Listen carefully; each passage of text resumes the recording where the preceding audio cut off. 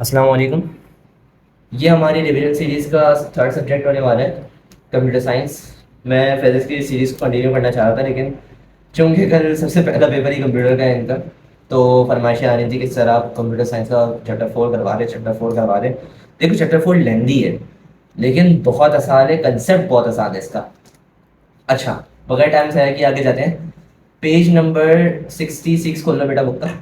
Basics of data communication. Communication is a process of sharing a message. कोई भी message है उसको share करने का कह रहे हैं, एक मेथड है, एक प्रोसेस है। A conversation between two people is an example of communication. Data communication refer to the sharing of virtual message. Electronic communications like emails and send messages and phone calls are examples of data communications. सही है, यानी कि कोई भी virtual message मैं आपसे YouTube के ऊपर कन्वर्स कर रहा हूँ, मैंने यूट्यूब पे वीडियो अपलोड की, मेरी वीडियो क्या आएगी, अब यूट्यूब पे आएगी। अब आप क्या करोगे, उसको व्यू करोगे। सही है, अगर आप क्या नाम है, जूम क्लास है आपकी, अगर जूम जूम के ऊपर अगर आप क्लास ले रहे हो मेरे से, तो जूम के ऊपर मैं आपसे वर्चुअली कम्युनिकेट कर रहा हूँ। सही है, मैं उस टाइम पे मौजूद नहीं हूँ, पहली बात। सही है, उस वक्त मैं आपके सामने मौजूद नहीं हूँ, ना आप मेरे सामने मौजूद हो। आप मेरे से फिजिकली आकर नहीं पढ़ रहे हैं, मैं आपको फिजिकली आकर नहीं पढ़ा रहा। तो ये वर्चुअल कम्युनिकेशन है हमारे बीच में। अच्छा, emails, instant messages and phone calls are examples of data communications. सही है, ये सारे मतलब आप फोन कॉल करते हो, दोस्तों से व्हाट्सएप पे बात कर रहे हो, तो ये क्या है, डेटा कम्युनिकेशन की एग्जांपल है। अच्छा, data communication is the exchange of digital messages between two devices. It involves a sender and a receiver which communicated via some form of transmission medium such as a cable. दो devices हैं, उनके बीच digital messages का मतलब exchange है। वैसे सिर्फ दो तक लिमिटेड नहीं है, बहुत सारे सेंडर्स भी हो सकते हैं और बहुत सारे रिसीवर्स भी हो सकते हैं। Best example is a WhatsApp group. सही है, कोई भी एक व्हाट्सएप ग्रुप है, उसके अंदर बहुत सारे डेटा के सेंडर्स हैं और बहुत सारे डेटा के रिसीवर्स हैं। तो ये एक मल्टीपल डेटा कम्युनिकेशन होती है। लेकिन जो बेसिक तरीन है, सही है, जो बेसिक तरीन डेटा कम्युनिकेशन, उसके अंदर एक सेंडर होता है, एक रिसीवर होता है। आपने दोस्त को मैसेज भेजा, भाई आ जाओ, मैं नीचे हूँ, आपका वेट कर रहा हूँ, आप नीचे आ जाओ। सही है, तो दोस्त ने आपका मैसेज व्यू किया और बोलता है आ रहा हूँ। सही है, या उसने आपकी आपसे क्या चीज़ की है भाई, आपसे उसने कम्युनिकेट किया, आपसे उसने क्या किया भाई, कम्युनिकेट किया। तो जब उसने आपसे कम्युनिकेट किया, तो ये किस चीज की एग्जाम्पल हो गई, डेटा कम्युनिकेशन की, जिसके अंदर एक सेंडर था, एक रिसीवर थी। सेंड किसने किया मैसेज, आपने। रिसीव किसने किया, उसने। अच्छा, इसके अंदर कुछ बेसिक टर्मिनोलॉजीज हैं, उसको समझना पहले जरूरी है। Data collection of raw facts and figures is called data. The word data is derived from a Latin language and is a plural of datum. So ये datum का plural है। The text, numbers, symbols, images, and voice and video, which are processed by computers and digital devices, are called data. Data can be considered as unprocessed information, यानी कि आपके पास जो raw information होती है, उसको हम बोलते हैं data। कोई भी आपके पास numbers हैं, symbols हैं, images है, voice message है, video है। For example, आपको किसी ने voice message forward कर दिया। सही है, आपको किसी ने क्या किया, वॉइस मैसेज क्या किया, फॉरवर्ड कर दिया। अब उस वॉइस मैसेज को आप क्या करो, मतलब आपको किसने, आपको कैसे पता वो किसने फॉरवर्ड किया। सही है, आपको किसी ने कोई इमेज भेजी, आपको किसी ने कोई वीडियो भेजी। सही है, कोई फॉरवर्ड हुई भी वीडियो, आपको नहीं पता सेंडर कौन, तो ये आपके पास रॉ डेटा कहलाता है, आपको पता नहीं होता इसका। अच्छा, उसी तरह आपके पास डेटा की कम्युनिकेशन, यानी कि डेटा का ट्रांसफर, डेटा किसी को सेंड किया जाता है और डेटा कोई रिसीव कर रहा होता है। सही है, तो इसको हम क्या बोलते हैं, डेटा की कम्युनिकेशन बोलते हैं। आपके पास कोई भी चीज स्टोर्ड है मोबाइल के अंदर, वो डेटा है। सही है, आपके पास कोई भी चीज स्टोर्ड है, आपके पास कोई वीडियो स्टोर्ड है।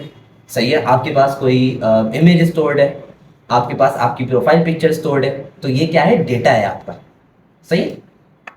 अच्छा, उसी तरह डेटा ट्रांसमिशन। डेटा ट्रांसमिशन क्या है, data transmission means emission of data in any direction via the wireless और वायर्ड मीडियम। ट्रांसमिशन में अगर बिटवीन सोर्स एंड डेस्टिनेशन, यानी कि किसी भी डायरेक्शन के अंदर डेटा को भेज दिया जाता है। सही है, किसी भी डायरेक्शन में डेटा को भेज दिया जाता है, या तो वायर्ड मीडियम हो, उसके अंदर तारों के थ्रू डेटा है, जैसे आपकी इंटरनेट की तार होती है, ऑप्टिकल फाइबर की तार होती है। सही है, और आपके पास जैसे टीवी केबल की तार होती है। सही है, ये हमारे पास क्या है, डेटा की ट्रांसमिशन है थ्रू केबल्स। अब वायरलेस ट्रांसफर क्या होता है, इंटरनेट बेस्ट एग्जांपल है। भाई आपके इंटरनेट में जो तार आ रही है वो तो ठीक है, लेकिन राउटर जो आपको सिग्नल भेज रहा है वो तो वायरलेसली भेज रहा है ना। तो ये क्या है, वायरलेस ट्रांसमिशन है। तो किसी मतलब किसी भी एक रैंडम डायरेक्शन के अंदर भी हो सकती है, ये किसी स्पेसिफाइड डायरेक्शन के अंदर भी हो सकती है। रैंडम डायरेक्शन के अंदर कैसे बोलोगे सर, ये डेटा तो फिर कहीं और ही निकल जाएगा, ऐसा नहीं होता। जैसे आपके पास फोन के जो सिग्नल्स आ रहे होते हैं, वो सिग्नल टावर्स रैंडम डायरेक्शन में, मतलब जहां तक उसका रेडियस जाता है वहां तक उसको सेंड कर देते हैं। अब आपका मोबाइल क्या करते हैं, जो करीब वाला सिग्नल होता है उसको रिसीव कर लेता है और टावर से क्या हो जाता है, वो कनेक्ट हो जाता है फिर। ठीक है। अच्छा, फिर आ जाते हैं आपके पास एनालॉग सिग्नल। एनालॉग सिग्नल क्या होते हैं? आर कंटिन्यूअसली वेरिंग सिग्नल्स और waves that can change with time period and used to represent data. Analog signal can be used to measure changes some physical quantities such as light, sound, pressure और temperature. Analog signal सबसे बेहतरीन इसकी example है call. मैं आपसे call पे बात करता हूँ तो उसके अंदर जो है रेडियो वेव्स इस्तेमाल हो रही होती हैं जो कि हमारे पास ट्रांसफर्स इन नेचर होती हैं। अब जो मेरी वॉइस है, आप अगर अपने फ़ोन का वॉइस रिकॉर्डर खोलोगे, अगर आपका कोई मतलब सैमसंग या फिर कोई ऐसी कंपनी का कोई फ़ोन है, तो उसके अंदर जैसे ही आपकी वॉइस रिकॉर्ड हो रही होती है ना, कुछ वेव्स आपको बनी हुई नज़र आ रही होती है एनिमेशन के अंदर, कुछ आपको वेव्स के स्ट्रक्चर नज़र आ रहे होते हैं, कुछ बार्ड्स के अंदर नज़र आती हैं वेव्स। सही है, तो ये तो डिपेंड करता है फ़ोन के ब्रांड के ऊपर, लेकिन अगर आप जाओगे अपना वॉइस रिकॉर्डर खोलो तो उसके अंदर वेव्स बनी आ रही होती है, तो आपकी वॉइस जो कम्युनिकेट होती है वो एनालॉग सिग्नल के जरिए कम्युनिकेट होती है। ठीक है, अच्छा। अब डिजिटल सिग्नल क्या होते हैं? डिजिटल सिग्नल जो होता है इलेक्ट्रिकल सिग्नल होता है। सही है, इलेक्ट्रिकल सिग्नल है जिसके अंदर आपके पास एक पैटर्न है बिट्स का, जो कि आपको यूनिक वैल्यूज के सीक्वेंस को रिप्रेजेंट कर रहा होता है। कोई भी यूनिक वैल्यू है, it can only be one of the finite numbers represented at zeros और वन। अब ये तुम बोलोगे सर जीरो वन में कैसे डेटा जा रहे हैं? देखो बहुत सारे नंबर्स हैं, देखो zero zero zero one zero one. सही है, जीरो वन जीरो, मैं रैंडम नंबर डाल रहा हूँ। ये जो फॉर्म है ये मेरे पास बाइनरी फॉर्म है। सही है, अब ये जो फॉर्म है ना, ये कोई ना कोई अपने अंदर डेटा लिए हुए हैं, इसके अंदर कोई ना कोई मतलब है इसका। मतलब मैं इसका चार का कॉम्बिनेशन निकालूंगा, इसका मतलब है मेरे पास नंबर एक वन मौजूद है। उसी तरह मैं इन चार का कॉम्बिनेशन निकालूंगा, मेरे पास नंबर टू है। उसी तरह मेरे पास इन चार का कॉम्बिनेशन, कोई ना कोई नंबर आते जाते हैं मेरे पास। सही है, उसी तरह मेरे पास क्या होता है, ये कोई ना कोई नंबर्स होते हैं, ये हेक्साडेसिमल, बाइनरी, ये सारा क्या होता है आपका मशीन लैंग्वेज प्रोसेस कर रहा होता है, ये आपकी मशीन लैंग्वेज कहलाती है। सही है, ये डिजिटल सिग्नल्स जो हैं ये ज़्यादातर कंप्यूटर के अंदर इस्तेमाल हो रहे होते हैं। आपको मतलब जो आपका कंप्यूटर होता है उसके अंदर शॉर्ट टर्म डेटा ट्रांसफर जो हो रहा होता है उसके अंदर डिजिटल सिग्नल इस्तेमाल हो रहे होते हैं। अच्छा, analog signal is continuous wave that changes by time period, यानी कि टाइम पीरियड के लिहाज से वो क्या हो रहा है भाई, चेंज होता जा रहा है। उसी तरह मेरे पास डिजिटल सिग्नल होता है। डिजिटल सिग्नल क्या होता है? Discrete wave that carries information in binary form. वो टाइम पीरियड के लिहाज से चेंज हो रहा है। सही है, वो कंटिन्यूअस वेव है। एनालॉग सिग्नल क्या है? कंटिन्यूअस वेव है, यूनिक नहीं है वो कंटिन्यूअस है। उसको तुम एस्टिमेट नहीं कर सकते कि हाँ ये इसका एग्जैक्ट पैटर्न तुम एस्टिमेट नहीं कर सकते। ये डिपेंड करता है सारे डेटा के ऊपर, उस वॉइस के ऊपर डिपेंड करता है कि वो किस तरीके से आगे डेटा जा रहा है। लेकिन डिजिटल क्या है? डिस्क्रीट वेव है जो बाइनरी फॉर्म के अंदर डेटा को लेकर जाता है। अच्छा, अगर आप अपनी बुक के अंदर बनी हुई डायग्राम को देखो तो आपके पास ये डिजिटल सिग्नल्स का एक पैटर्न गिवन है। उसी तरीके का मैं एक पैटर्न आपको बता देता हूँ। सही है, अब इसके अंदर क्या है कि आपके पास जीरो वन के अंदर डेटा जा रहा है। इस लेवल को मैं मार्क कर देता हूँ जीरो, इस लेवल को मैं मार्क कर देता हूँ वन। सही है, मैंने इन दो लेवल्स ले लिए और इन दो लेवल्स को मैंने मार्क कर दिए जीरो एंड वन। अब मैं बोलता हूँ पहले डेटा जो था वो जीरो आया, जीरो का एक कॉम्बिनेशन मिला मुझे, फिर क्या हुआ भाई, वन पे गया। सही है, वन के कोई कॉम्बिनेशन होगा फिर मेरे पास, जैसे वन वन वन हो सकता है, डिपेंड करता है मेरी डेटा लाइन कितनी स्ट्रेच कर रही है। अगर मेरे पास इतनी स्ट्रेच कर रही है, हो सकता है ज़्यादा वन का डेटा हो फिर। सही है, सारा ग्राफ के जरिए हम एनालिटिकली देख रहे होते हैं। अच्छा, इधर आ गया, अब हो सकता है भाई ये इधर आ जाएगा। सही है, ये क्या है मेरे पास, बाइनरी फॉर्म है डेटा के ट्रांसफर की। ये क्या है मेरे पास, बाइनरी फॉर्म है। ऐसा नहीं होगा कि वन और जीरो के दरमियान कोई वैल्यू पे डेटा आ रहा होगा, वो सिर्फ एनालॉग में होता है। एनालॉग में तो कहीं भी जा सकता है, लेकिन वन और जीरो के दरमियान जो डेटा का ट्रांसफर है, मतलब सिर्फ और सिर्फ जीरो एंड वन की फॉर्म में। 0.5 नहीं आ सकता, 0.9 नहीं आ सकता, 0.2 नहीं आ सकता। सही है, 0.09 भी नहीं आ सकता, सिर्फ और सिर्फ जीरो एंड वन। इस फॉर्म में जो डेटा ट्रांसफर है वो डिजिटल होता है। अच्छा, analog signal has no fix range, कोई भी इसके पास फिक्स रेंज नहीं होती है। लेकिन डेटा डिजिटल सिग्नल, अभी मैंने आपको बताया, फाइनाइट नंबर्स होते हैं zero and one. Analog signal की कोई फिक्स रेंज नहीं होती है। आपकी जितनी वॉइस लाउड होगी उतनी बड़ी आपको वेव नजर आएगी, आपकी जितनी वॉइस शार्प होगी, नुकीली आवाज, मतलब जैसे मैं कहता हूँ फीमेल्स की जैसे आवाज होती है, शार्प आवाज होती है, पतली आवाज जो हम बोलते हैं, पिच हाई होती है जिसकी, तो वो मतलब अलग अलग वेरी करते हैं। फिर वो मतलब बहुत सारी वेव्स आ रही होती हैं, या फिर क्या सिलसिला होता है कि आपका एम्पलीट्यूड कम ज्यादा हो रहा होता है लाउडनेस की वजह से। आप ज्यादा जोर से बोलोगे वॉइस रिकॉर्डर के अंदर, वो बड़ी वेव दे देगा आपको। आप आराम से बोलोगे वॉइस रिकॉर्डर के अंदर, वो आपको एक छोटी वेव दे देगा। अच्छा, analog signal can easily be disturb by other signals और वेव्स। इसके अंदर सुपर इम्पोजिशन का मसला बहुत ज्यादा होता है। सही है, मतलब फॉर एग्जाम्पल मेरे पास कोई भी एक वेव है, ये एक वेव जा रही है, सही है। अब इसके साथ ही साथ एक और वेव आ रही है,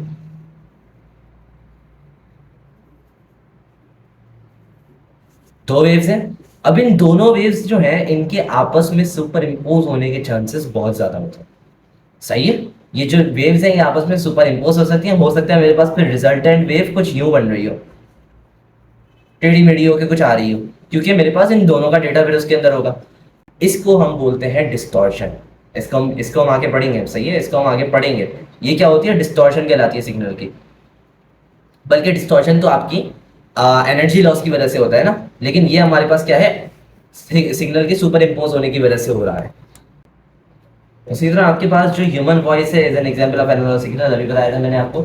signals used by computer are the digital signal. जो कंप्यूटर से इस्तेमाल होते हैं वो क्या कहलाते हैं भाई, डिजिटल सिग्नल होते हैं। अच्छा, शायद मैंने डिजिटल का एक पॉइंट मिस कर दिया।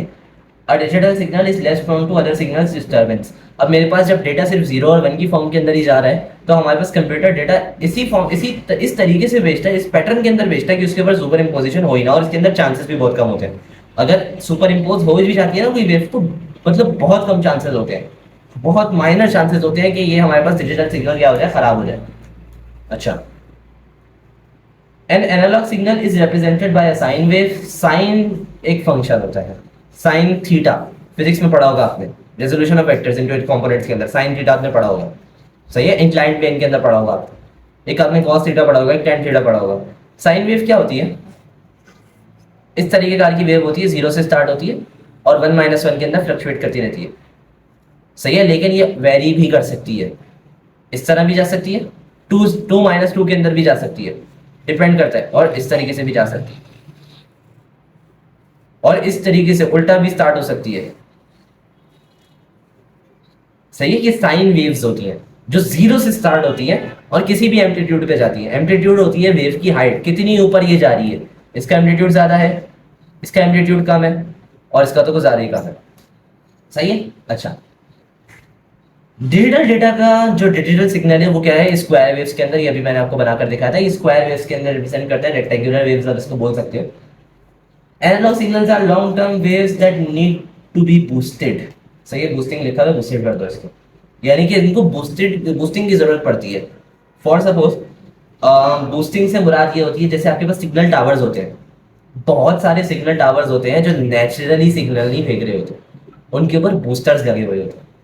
वो बूस्टर्स क्या करते हैं कि सिग्नल को क्या करते हैं, और दूर भेज देते हैं। हम बोलते हैं यार इस एरिया का ये वाला बूस्टर जो है ना वो डाउन है, ये वाला बूस्टर डाउन चल रहा है, तभी सिग्नल खराब आ रहा है। देखो सिग्नल जो है ना, सिग्नल टावर्स जो है उनके ऊपर एक्चुअल जो सिग्नल फेंकते हैं और जो सिग्नल को रिसीव करते हैं वो थोड़े एक्सपेंसिव रहते हैं।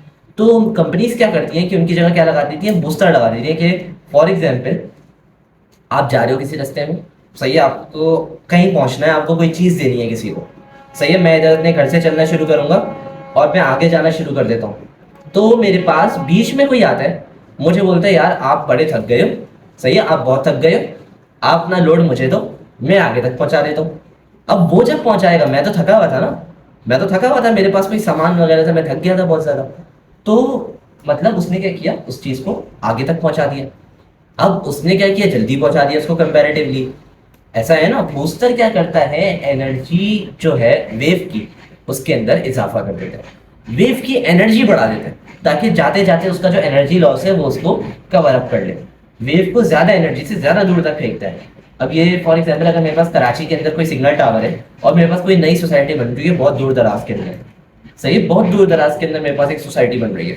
अब वहां पे एक नया सिग्नल टावर लगवाने से पहले बहुत खर्चा आता है ना इसके अंदर, सिग्नल टावर के अंदर। तो मैं क्या करूंगा, बूस्टर्स का इस्तेमाल करूंगा, मैं वहां पे बीच में रास्ते में एक बूस्टर लगा दूंगा जो सिग्नल को और आगे की तरफ फेंक देगा, जिससे क्या होगा, फायदा क्या होगा, सस्ता पड़ेगा, सही है भाई। किसी को क्या पता वो सोसाइटी के अंदर लोग घर खरीदे भी या नहीं भी खरीदे, ऐसा हो सकता है ना, तो नुकसान हो जाएगा एक तरह से। आप क्या करोगे, बूस्टर लगा दोगे, बूस्टर लगा दिया, वो आगे आपको सिग्नल भेज देगा। अच्छा, digital signal are short-term signals that remain within digital devices and electronic devices.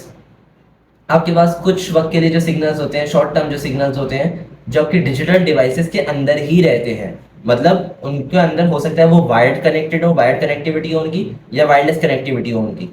For suppose आपके मोबाइल के अंदर जो डेटा ट्रांसफर हो रहा है वो इन the form of digital signals है, जीरोस एंड वंस, सही है, मशीन लैंग्वेज है ये आपकी। जीरोस एंड वंस क्या है, ये आपकी मशीन लैंग्वेज है ना, तो उस फॉर्म के अंदर आपके अंदर जब डेटा ट्रांसफर हो रहा है वो डिजिटल सिग्नल्स है भाई। सही है, वो ज़्यादा डेटा अपने अंदर लेकर जा रहे होते हैं। डिजिटल सिग्नल्स की बात ये होती है कि वो अपने अंदर बहुत ज़्यादा डेटा लेकर जाते हैं, लेकिन लेकिन सिलसिला क्या होता है कि वो कुछ डिस्टेंस के लिए होते हैं। मतलब वो दूर दराज के डिस्टेंस के लिए नहीं होते, वो सिर्फ और सिर्फ हमारे पास छोटे रास्तों के लिए होते हैं। अच्छा, आगे आते हैं हमारे पास data rate and bit rate. Data rate क्या होता है, the rate at which data is transferred. Bit rate क्या होता है, the rate at which bits are transferred. Data bits क्या है। अच्छा, इससे पहले मैं आगे जाऊँ, मैं ज़रा डिजिटल सिग्नल्स के अंदर एक और चीज़ बता देता हूँ। डिजिटल सिग्नल्स जो होते हैं वो बड़े रास्तों के लिए ज़्यादा मतलब रिलायबल रहते हैं। बड़े रास्तों के लिए ज़्यादा रिलायबल कैसे रहते हैं, आपने फॉर एग्जाम्पल डेटा को एक बड़े पैमाने पर आपने ट्रांसफ़र करना है। सही है, आपने बहुत दूर डेटा को भेजना है। अब सिलसिला क्या होता है कि आपके पास जो वॉइस है ना वो तो एनालॉग आराम से ट्रांसफर कर देते हैं, लेकिन डिस्टॉर्शन जो है ना एनालॉग के अंदर बहुत होती है, नॉइज बहुत होती है यार उसके अंदर। नॉइज बहुत होती है उसके अंदर। नॉइज का मतलब क्या होता है, दूसरी वेव्स का सुपर इम्पोजिशन वगैरह बहुत ज़्यादा होता है। डिस्टॉर्शन मुराद एनर्जी का लॉस बहुत ज़्यादा होता है।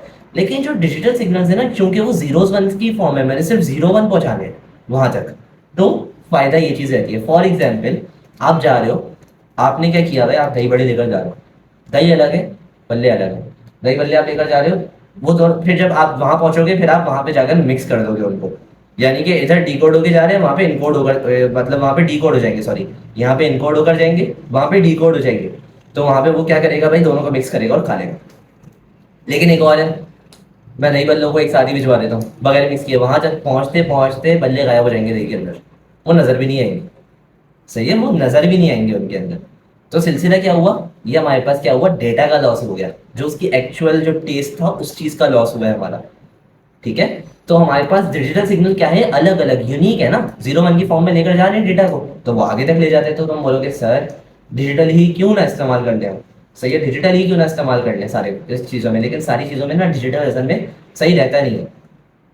क्यों सही नहीं रहता डिजिटल, क्योंकि हमारे पास जो वॉइस है उसको बेहतरीन इंटरप्रेट जो है वो एनालॉग कर सकता है।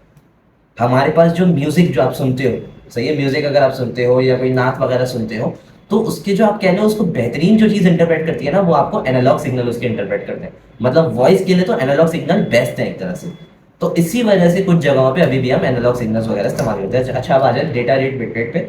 Data rate is the rate at which data is transferred. It is normally measured in bits per second. Bit is the actual binary digit which is the basic unit of data transmission. Bit can hold either 0 or 1. 0 भी hold कर सकता है, 1 भी hold कर सकता है। Data rate can be ranging from bps bits per second for smaller values to kilobits per second. अच्छा, bit जो है ना वो एक एक्चुअल बाइनरी डिजिट है, मतलब बाइनरी डिजिट है, वो 0 भी हो सकता है 1 भी हो सकता है। एक बिट है, सही है, एक बिट है, वो उसके अंदर मेरे पास फॉर एग्जांपल एक 0 आ गया। सेकंड बिट है मेरे पास, उसके पास 1 है, फिर थर्ड बिट है, फिर इसके बाद 0 दोबारा आ गया, फिर फोर्थ बिट है, उसके बाद 0 दोबारा आ गया। तो ये चार जो चीजें हैं, इन चारों बिट से क्या बनाया भाई, एक कोई ना कोई मीनिंग बनाएगा ये। सही है, इसको आप हेक्साडेसिमल में कन्वर्ट करो तो इसकी कोई ना कोई क्या होती है भाई, मीनिंग बन रही होती है। तो data rate can be ranging from bits per second to for smaller values to kilobits per second, larger values for megabits per second. जो आपकी एमबी के अंदर नेट आता है ना, आप बोलते हो एमबी पर सेकंड, मेरे घर पे 14 एमबी का नेट लगा हुआ है, 16 एमबी का नेट लगा हुआ है, 22 एमबी, 24 एमबी, 32, 64 एमबी तक के मतलब इंटरनेट्स आ गए हैं आजकल। आजकल तो मतलब फास्टेस्ट जो चल रहा है पाकिस्तान के अंदर वो तो खैर 200 एमबी ही चल रहा है, जबकि बाहर जीबीज के अंदर डेटा ट्रांसमिशन हो रही है। खैर, it is also called bit rate, यानी कि जितनी बिट्स एक सेकंड में ट्रांसफर हो सकती है, मेगा बिट्स है, सही, बहुत सारी बिट्स है एक सेकंड में ट्रांसफर हो सकती है। Data rate becomes faster when more bits are transferred in 1 second. भाई जाहिर सी बात है ना, आप अगर कोई काम कर रहे हो, आप उस काम को जल्दी करना शुरू कर दो, तो जितना ज्यादा काम आप कम टाइम के अंदर कंप्लीट करोगे उतना ही आपका फायदा होगा। ऐसा ही है, तो आपके काम करने का रेट क्या हो गया, बढ़ गया है। आगे आता है आपके पास बॉड रेट। अच्छा, बिट रेट हमने पढ़ा, अब आता है बॉड रेट। बॉड रेट क्या है भाई, is the number of signals. सही है, वो क्या है, बिट रेट्स क्या है, नंबर ऑफ बिट्स। बिट क्या है, 0 1 भी हो सकता है, लेकिन बॉड रेट क्या है, नंबर ऑफ सिग्नल्स ट्रांसमिटेड पर second, and one signal can represent one or more bits. एक सिग्नल के अंदर आपके पास 10 बिट्स भी हो सकती हैं, 20 बिट्स भी हो सकती हैं, लेकिन वो ज्यादातर इस फॉर्म के अंदर होता है, 8 bits, 16 bits, 32 bits, 64 bits, 128 bits. 256, 512 bits एक सिग्नल के अंदर हो सकती हैं। तो ये जो सिग्नल के जो चेंजेस होते हैं ना, वो आपके पास क्या होता है, बॉड रेट होता है।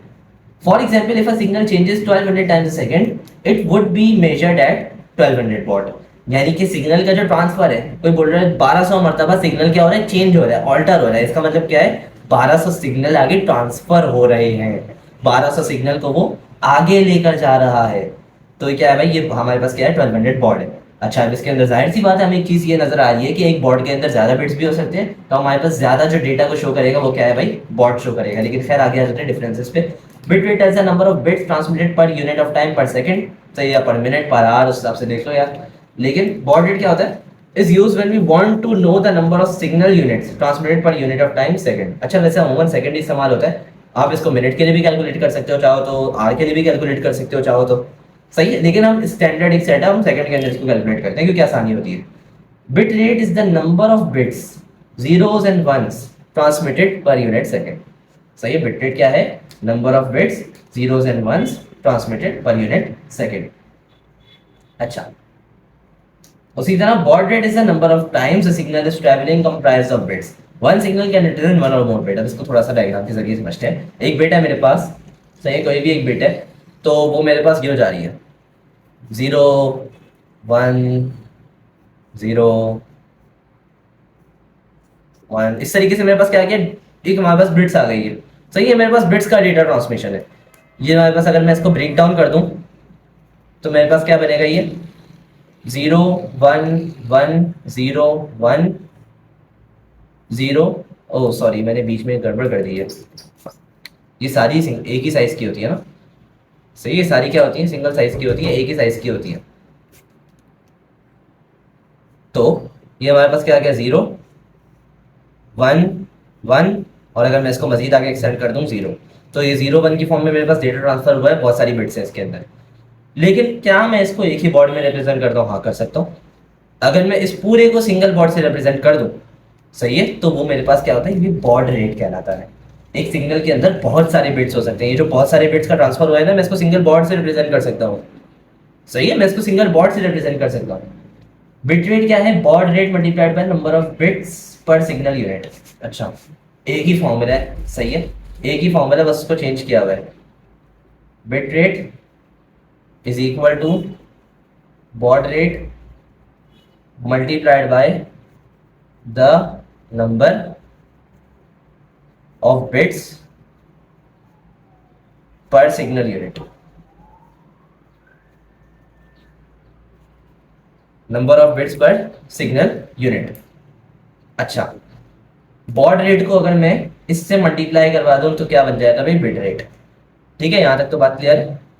लेकिन लेकिन लेकिन हमारे पास ये दोनों चीजें आपस में क्या हो रही हैं, मल्टीप्लाई हो रही हैं। अब इनमें से कोई भी एक चीज अगर मैं उधर भेजूंगा तो वो क्या हो जाएगी, डिवाइड हो जाएगी, ऐसा ही है। तो अगर मैं इसको उधर भेज दूंगा तो ये हो जाएगा बॉड रेट बराबर आ जाएगा bit rate upon number of bits per signal unit. ये आपको बुक के अंदर भी दिया हुआ है, ये फॉर्मूले को अरेंज किया हुआ है, कोई वो मतलब टेंशन की बात नहीं है, सिर्फ फॉर्मूले की अरेंजिंग है। अच्छा, फिर आता है हमारे पास signal to noise ratio. Aahista Aahista हम नेटवर्किंग के ऊपर आते जा रहे हैं, मतलब कम्युनिकेशन से हम किस पे आ रहे हैं, आहिस्ता आहिस्ता नेटवर्किंग पे आ रहे हैं। Signal to noise ratio is a measure used in the engineering that compares the level of a desired signal with the level of background noise. It is defined as a ratio of signal power to the noise power, often expressed in decibels. Decibels के अंदर हम इसको major करते हैं। कोई भी मैंने आगे सिग्नल भेजा, उसके अंदर कोई भी नॉइज आ गई, फॉर एग्जांपल नॉइज से मुराद ये किसी दूसरे सिग्नल की इंटरवेनेशन आ गई, सही है, किसी दूसरे सिग्नल की इंटरवेनेशन आ गई। इसको हम आगे, इसके आगे मतलब अच्छे से जिक्र होगा इस बुक के अंदर, खैर इसको हम आगे अच्छे से पढ़ेंगे। आगे हमारे पास आ रहे हैं components of communication system. Signal to noise ratio के अंदर हम इसको, मैं आपको नॉइज वाले टॉपिक के अंदर इसको अच्छे से और डिस्कस करूंगा, सही है। Components of a communication system, communication system के क्या कंपोनेंट्स होते हैं भाई, देखो, एक वो होता है जो मैसेज को भेजता है, एक वो होता है जो मैसेज को रिसीव करता है, एक तो मैसेज खुद होता है, एक मैसेज खुद होता है। मैसेज खुद क्या होता है भाई, मैसेज खुद आगे फॉरवर्ड हो रहा होता है, आगे सेंड हो रहा होता है, सही है। मैसेज खुद क्या होता है, आगे फॉरवर्ड होता है ना। आप कोई भी टेक्स्ट भेज रहे हो, वीडियो भेज रहे हो, फोटो भेज रहे हो, ऑडियो भेज रहे हो, सही है, वो क्या है, एक मैसेज है। व्हाट्सएप के ऊपर आपने मैसेज भेज दिया ना, मैसेज में क्या हो सकता है, कोई भी टेक्स्ट हो सकता है, हाँ भाई क्या हाल है, पूछ लिया आपने, तो ये क्या है, टेक्स्ट है कोई भी। उसी तरह हमारे पास क्या है, कोई भी वीडियो भेज दी मैं कोई फॉर एग्जाम्पल जानवर लेकर आते हैं ना लोग, तो माशाल्लाह से अपनी खुशी बांटते हैं, तो कोई भी मतलब जानवर की वीडियो बना रहे होते हैं, कोई मंडी जाते हैं विजिट करते हैं तो वीडियो वगैरह बनाकर सेंड करते हैं ग्रुप्स के ऊपर। तो वीडियो क्या चीज़ है, वो मैसेज होता है। सही है, वो एक मैसेज होता है, हाँ भाई मैसेज है, ये एक पैगाम है। उसी तरह मेरे पास क्या आता है, मीडियम, जिसके थ्रू ये जा रहा है। या तो वो केबल के थ्रू हो सकता है, या तो वो रेडियो वेव के थ्रू हो सकता है, कोई भी केबल हो सकती है। मतलब इसके अंदर एग्जांपल दी हुई है डिस्टेंस पेयर, कोएक्सियल केबल और रेडियो वेव्स वगैरह की एग्जांपल गिवन है, तो इसमें कोई टेंशन वाली बात नहीं है। सही है, सारी केबल्स की टाइप्स हैं, ये भी इस चैप्टर के अंदर आगे कवर होंगी। अच्छा, आपके पास आगे मीडियम के अंदर केबल के थ्रू भी हो सकता है और वायरलेस भी हो सकता है, दोनों वेज के अंदर हो सकता है। अच्छा, protocol. Protocols are the rules and procedures on which computers exchange data on a network. Sender and receiver follow the same protocols to communicate with each other. In other words, a protocol is an agreement between two parties or vendors using communication devices. But protocol rules and procedures हैं। आप जब अपना Google के ऊपर कोई चीज़ search करते हो, या माइक्रोसॉफ्ट है या कोई भी ब्राउजर है आपका, आप उसके ऊपर कोई भी चीज़ सर्च करते हो, तो आपके पास एक चीज़ आती है, आप उसको बोलते हो HTTP या HTTPS। वो क्या होता है भाई, हाइपर टेक्स्ट ट्रांसफर प्रोटोकॉल, उसकी full form hyper text transfer protocol, HTTP, hyper text transfer protocol. ये सेट ऑफ रूल्स है। जब ये आपको नजर आता है, या HTTPS आपको, जो कि ज्यादा सिक्योर होता है, HTTPS से ज्यादा सिक्योर होता है। सही है, तो हाइपर टेक्स्ट ट्रांसफर प्रोटोकॉल के अंदर HTTPS अगर S लगा हुआ है इसके आगे, तो इस चीज का मतलब ये होता है, इसका मायने ये होता है कि भाई ये डेटा सिक्योर है, ये तमाम रूल्स एंड रेगुलेशन को क्लियर कर रहा है, इसके अंदर कोई भी ऐसी वायरस वाली बात नहीं है, आप इस डेटा को आराम से व्यू कर सकते हो। उसी तरह व्हाट्सएप है, व्हाट्सएप के अंदर आपके पास कुछ सेट ऑफ रूल्स है, कुछ प्रोटोकॉल है भाई। वो एक रूल है कि आप मतलब 5 MB से ऊपर की फाइल नहीं भेज सकते। 5 MB के ऊपर से फाइल अगर आप भेजोगे तो वो क्या करेगा, उसको ऑटोमेटिकली कंप्रेस कर देगा। 8 MB से बड़ी फोटो भेजोगे वो उसको कंप्रेस कर देगा। सही है, बाकी आजकल ऑप्शन आ गया है HD पे आप व्हाट्सएप के ऊपर भेज सकते हो, लेकिन डेटा लॉस फिर भी होता है इस पिक्चर के अंदर। अगर आप जो व्हाट्सएप पे अगर आप बगैर डेटा लॉस वाला ऑप्शन सेलेक्ट करके भी फोटो या वीडियो भेजते हो तो उसके अंदर भी डेटा लॉस होता है, कंप्रेशन हो रही होती है। अच्छा, प्रॉपर्टीज क्या है गुड कम्युनिकेशन सिस्टम की, effectiveness of a data communication system depends on the fundamental characteristics which include delivery accuracy and timeliness. Delivery यानी कि डेटा को पहुंचाना है, पहुंचाना क्या है भाई, किस तरीके से पहुंचाना है, सही ऑर्डर में पहुंचाना है उसको, सही तरीके से पहुंचाना है। एक होता है टाइमलीनेस, सही टाइम पे पहुंचाना है। और एक्यूरेसी का मतलब एग्जैक्ट फॉर्म के अंदर ऑल्टर ना हो, चेंज ना हो। डिलीवरी के अंदर क्या था भाई, डेस्टिनेशन सही जगह पे पहुंचाना है, सही ऑर्डर के अंदर पहुंचाना है। उसी तरह एक्यूरेटली का मतलब डेटा के अंदर कोई भी खलल पैदा ना हो, उसके अंदर नॉइज ना आ जाए। सही है, उसके अंदर अटेन्यूएशन ना आ जाए सिग्नल के अंदर। तो ये हमारे पास गुड कम्युनिकेशन सिस्टम की प्रॉपर्टीज क्या होती है भाई, अच्छे से डिलीवर हो, सही टाइम पे पहुंचे और एक्यूरेट हो। उसके अंदर वैल्यूज का मतलब वो ना हो कि आपके पास मतलब कोई वैल्यू चेंज हो गई, आपकी डेटा पहुंचते पहुंचते थोड़ा सा चेंज हो गया आपका, फोटो मैंने आपको भेजी व्हाट्सएप के ऊपर वो ब्लर हो गई। सही है, ये चीज जो होती है ना, इस चीज से बचने के लिए हम क्या करते हैं, हम बोलते हैं अच्छा कम्युनिकेशन सिस्टम हमने एक आइडियल सेट कर दिया कि ये 3 चीजें, ये 3 चीजें अपनी मैक्सिमम कैपेसिटी पे जब होंगी तो वो हमारा क्या है, बहुत अच्छा कम्युनिकेशन सिस्टम कहलाएगा। अच्छा, आगे हमारे पास आता है ट्रांसमिशन मीडियम। ट्रांसमिशन मीडियम क्या होता है, जिसके थ्रू आपके पास डेटा ट्रांसफर हो रहा होता है। तारों के थ्रू भी हो सकता है, सही है, वायर्स के थ्रू भी हो सकता है, लेकिन वायरलेस भी हो सकता है। ट्रांसमिशन मीडिया के अंदर एक आता है गाइडेड मीडिया, वायर्स के थ्रू, अनगाइडेड मीडिया एयर के थ्रू, जो आपके मतलब नॉर्मल एयर है, वायर्स इसके अंदर नहीं होती हैं। गाइडेड मीडिया के अंदर आपके पास केबल्स की टाइप्स गिवन है, कोएक्सियल, फाइबर ऑप्टिक्स और twisted pair cable. Unshielded and shielded आ जाती है ट्विस्टेड के अंदर, आगे हम डिस्कस करते हैं इसको। अनगाइडेड मीडिया के अंदर आपके पास radio waves, microwaves, infrared waves, जो वेव्स आपके पास मतलब वायरलेसली डेटा ट्रांसफर करने के लिए इस्तेमाल होती हैं। फॉर एग्जांपल आपका जो टीवी का रिमोट है या एसी का रिमोट है या पंखे का रिमोट है, वो इंफ्रारेड वेव्स का इस्तेमाल करके आपके टीवी पंखे वगैरह को कंट्रोल कर रहा होता है। रेडियो वेव्स क्या थी, जिससे हम वायरलेसली बात वगैरह कर रहे होते थे, फोन पे बात कर ली वगैरह वगैरह। उसी तरह माइक्रोवेव्स, आपके घर में एक माइक्रोवेव लगा हुआ, वो उसी के अंदर माइक्रोवेव्स इस्तेमाल होती हैं। तो माइक्रोवेव्स का क्या काम होता है कि आपका जो मतलब जो फूड है उसके अंदर जो वाटर होता है उसको हीट करता है वो, ना सिर्फ, तो वो अनगाइडेड रहता है, वो किसी तार के थ्रू मैं उसको हीट कर रहा हूँ नहीं ना, वेव जा रही है उस पर, वाटर में स्ट्राइक कर रही है और वाटर गर्म हो रहा है। ठीक है। अच्छा, आगे आता है guided media. Guided media transmitted in the narrow pathway by using physical links, wired या बाउंडेड कम्युनिकेशन भी बोल सकते हैं इसको। The physical links are cables that are tangible और हैव फिजिकल एग्जिस्टेंस। टेंजिबल मतलब ठोस, सही है, ठोस असली जो चीज होती है, जो हमारे पास exact in the form exist कर रही है, उसको हम टेंजिबल बोलते हैं। अच्छा,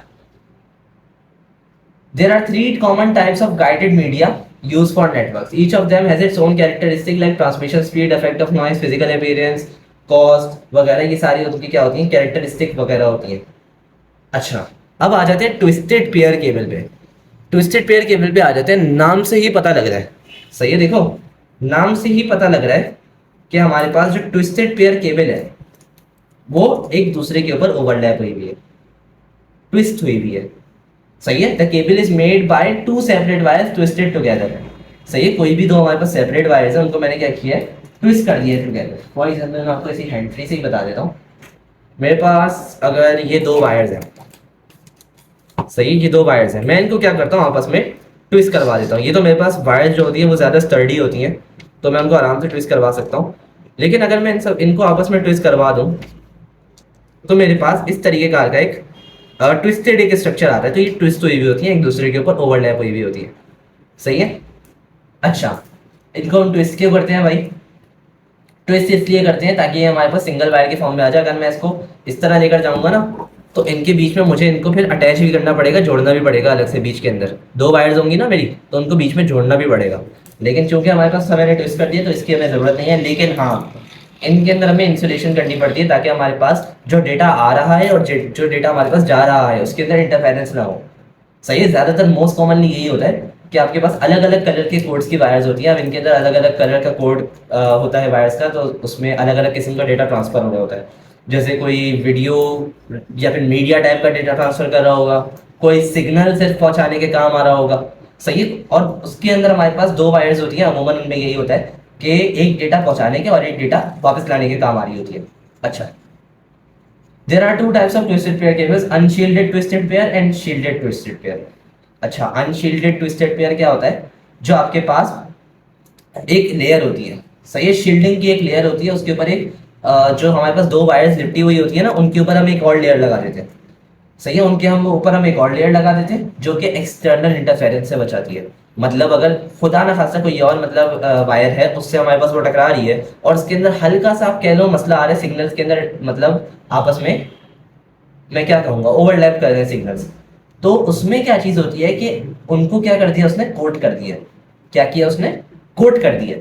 उससे फायदा ये हुआ कि एक्सटर्नल इंटरफेरेंस जो है वो क्या हो गया, कम हो गया। और कभी और ये उस चीज़ के अंदर भी आपका जो वायर की जो क्वालिटी है ना, उसको भी मेंटेन करने में आपके पास काम आ रहा होता है ये। It is used in fast data Ethernet and also in voice and data channels of telephone lines. अच्छा, एक आपने सुना हुआ होगा, कुछ वायर आती हैं सिंगल पीबी और एक वायर आती है इंटरनेट की डुअल पीबी, सही है। अमूमन जो डुअल पीबी की वायर होती है उसके अंदर भी क्वालिटी की रेट्स होती हैं। मतलब आपके पास डुअल पीबी की जो वायर होती है वो शील्डेड होती है अमूमन, और जो आपके पास सिंगल पीबी की जो होती है, जो आपकी स्टैंडर्ड जो इंटरनेट की वायर होती है, फाइबर वाली की बात नहीं कर रहा, फाइबर अलग है, सही है। फाइबर वायर अलग है और ये ट्विस्टेड पेयर वायर अलग है, ये फाइबर की नेट की वायर नहीं है। अच्छा, अनशील्डेड ट्विस्टेड पेयर क्या होता है? वो शील्डेड नहीं होता, सही है। वो सिर्फ और सिर्फ ऐसे ही मतलब तारे हैं, मैंने उसको बस ऊपर से क्या नाम है ना कोट कर दिया। जो इनएक्सपेंसिव टेक्नोलॉजीज वगैरह है, मतलब कोई मैं बोलता हूँ यार 12 MB का अगर मैंने नेट लगवाया है तो उसके अंदर मुझे शील्डिंग करवाने की क्या ज़रूरत है? उसके अंदर जब डेटा इतना कम जा रहा है तो इंटरफेरेंस भी जाहिर सी बात है कम होगी। ज़्यादा से ज़्यादा अगर अटेन्यूएशन होती है तो 1 MB की हो जाएगी, 11 MB का नेट हो जाएगा, तो उसमें लोग गुजारा कर लेते हैं। जो ज़्यादा अफोर्ड नहीं कर सकते वो अनशील्डेड वगैरह लगा रहे होते हैं। अच्छा, एक आती है कॉक्सियल केबल, जो केबल टीवी वगैरह के अंदर आपने देखा होगा, ये वाली तार जो आपकी बुक के अंदर बनी हुई है फिगर 4.7 के अंदर। Coaxial cable is also known as coax. It has an outer plastic covering containing two parallel conductors each having separate insulated protection cover. Cable TVs and analog television networks are widely used coaxial cable। अच्छा, ये सारी इन्होंने English में लिखी हुई है।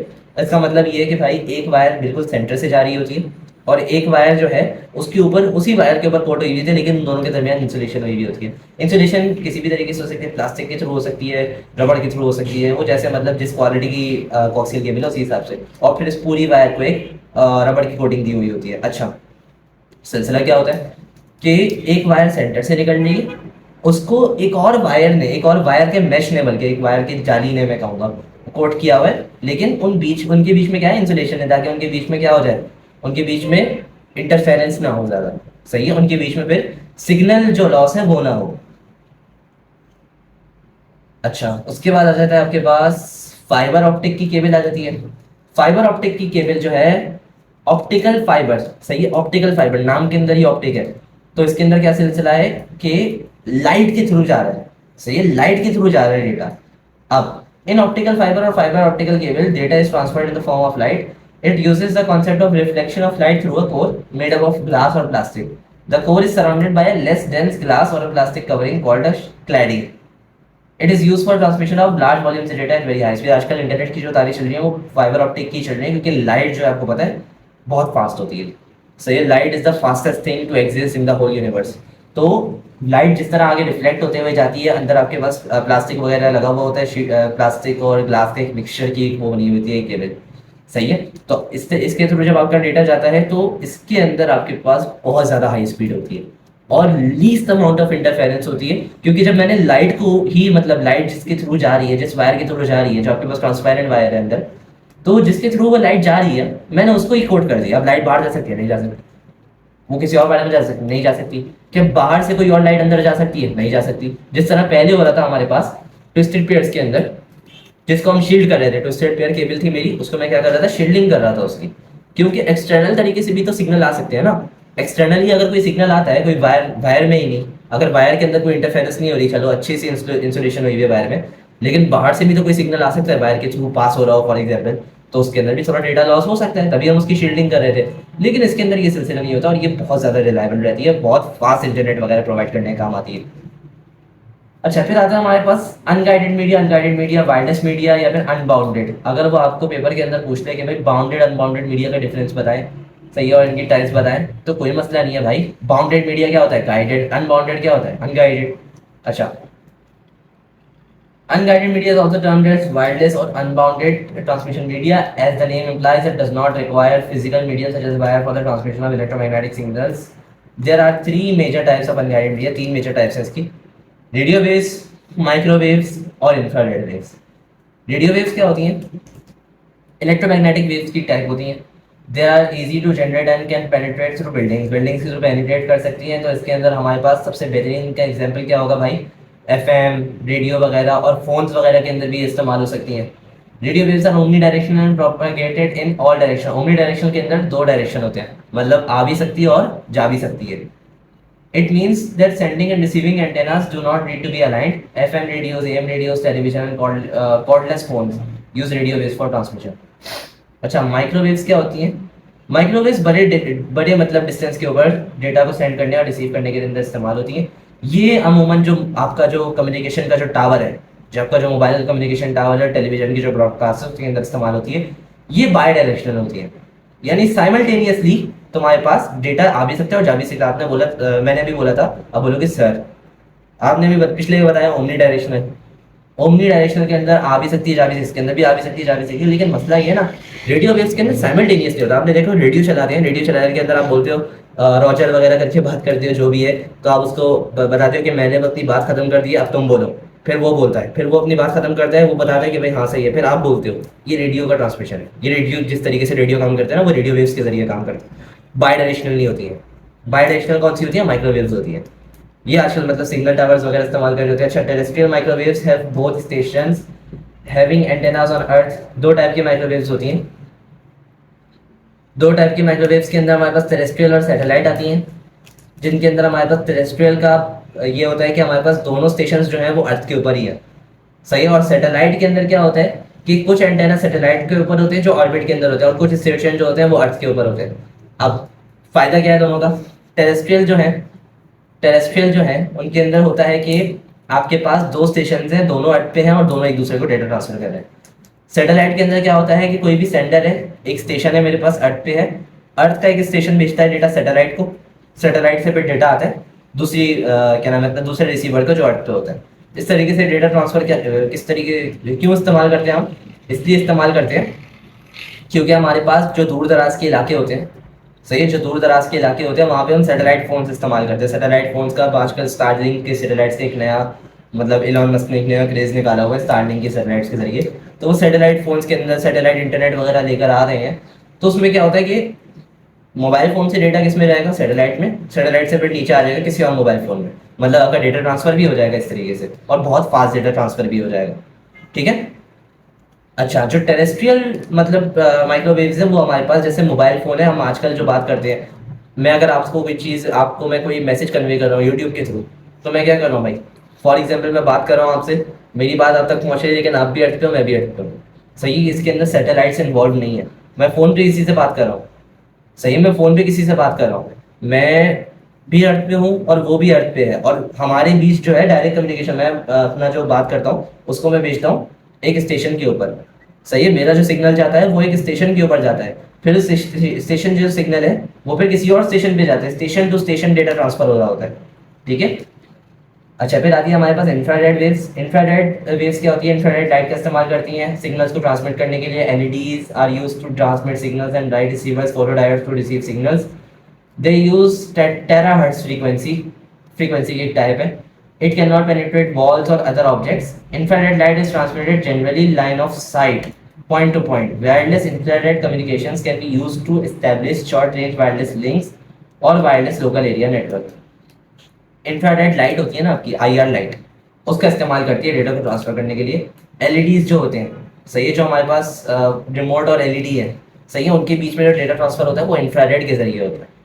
ठीक है। जो इंफ्रारेड होता है वो क्या करता है, वो सिग्नल भेज रहा होता है बाकायदा टीवी को, और कुछ मेरा ख्याल है कुछ मोबाइल फ़ोन भी आ रहे हैं आजकल इस फीचर से, जिनके अंदर आईआर ब्लास्टर होता है। आईआर ब्लास्टर एक फीचर का नाम है।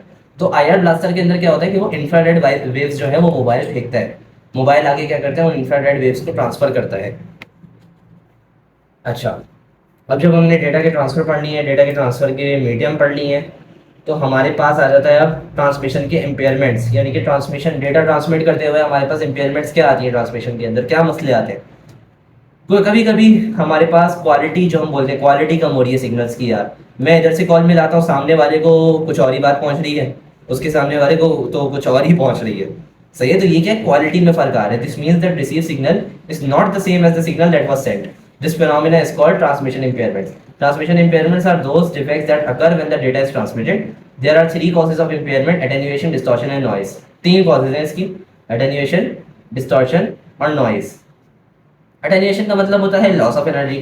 A signal loses its energy due to the resistance of medium while it is transmitted. Its strength decreases with increase in distance. Distance बढ़ाओगे इसकी strength बढ़ जाती है. Amplifiers are used to overcome the attenuation and make the signal stronger again. It is measured in decibels. Decibels के अंदर measure होता है. Energy का loss, उसको हम क्या बोलते हैं भाई, attenuation. आगे जा रही है कोई भी मेरे पास वेव, उसके अंदर क्या हो गया, एनर्जी का लॉस हो गया, एटेन्यूएट हो गया वो सिग्नल, एटेन्यूएटेड सिग्नल हो गया वो। तो अब क्या होगा भाई, वो उसकी एनर्जी कम हो गई है। अब अगर मैं चाहूँ तो मैं बूस्टर्स, जो अभी हम डिस्कस कर रहे थे, बूस्टर्स का इस्तेमाल करते हैं। बूस्टर्स को हम एम्पलीफायर्स भी बोलते हैं। एम्पलीफायर क्या करते हैं, सिग्नल की स्ट्रेंथ को बढ़ा देते हैं, सिग्नल की एनर्जी को बढ़ा देते हैं। जो आपका ओरिजिनल सिग्नल था उसकी एनर्जी कम हो गई थी, और उसी को उसने क्या किया, एम्पलीफाई कर दिया, उसको बढ़ा के आकर भेज दिया। Amplified signal is not the same as the original signal, उसके अंदर फिर भी थोड़े बहुत एरर आ जाते हैं। फॉर एग्जाम्पल, आपकी वेव जो थी 40% लॉस ऑफ क्वालिटी हो गया, एम्पलीफायर क्या करेगा, उसका 20% वापस ले आएगा, बाकी 80% वेव आपकी जगह तक पहुंच जाएगी। लॉन्गर डिस्टेंसेस के ऊपर एम्पलीफायर्स वगैरह इस्तेमाल होते हैं। अच्छा, डिस्टॉर्शन क्या होती है, डिस्टॉर्शन होते हैं change in shape of signal. A composite signal has several frequencies when it travels through a medium. Different component of signal may reach at different time at destination because each component has a different speed of in that medium. This is called distortion. They have different phases at sender and receiver ends. मतलब कि आपने signal कुछ और भेजा, सही, आपने signal भेजा उसके बहुत सारे कंपोनेंट्स से, एंड में जो आपको सिग्नल मिलता है ना, वो थोड़ा सा डिस्टॉर्टेड होता है, मतलब थोड़ा सा टेढ़ा मेढ़ा हुआ होता है, क्योंकि कुछ सिग्नल जो है वो जल्दी पहुंच गए, कुछ सिग्नल जो है वो देर से पहुंच गए। फॉर एग्जाम्पल, मेरे पास ये दो वेव्स थी, और मेरे पास ये वाली वेव है,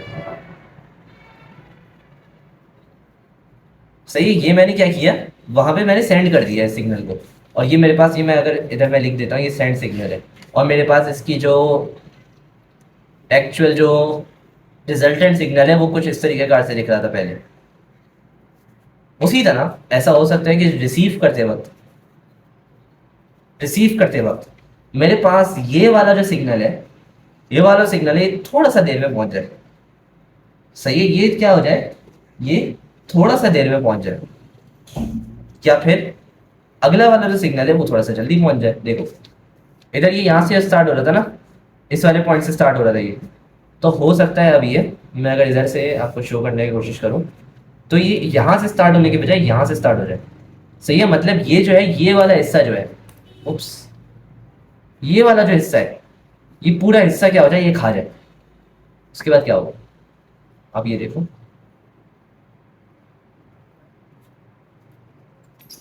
मैंने ज़्यादा ऑल्टर कर दिया सिग्नल को, मुआज़रत के साथ मैंने बहुत ज़्यादा ऑल्टर कर दिया उसको।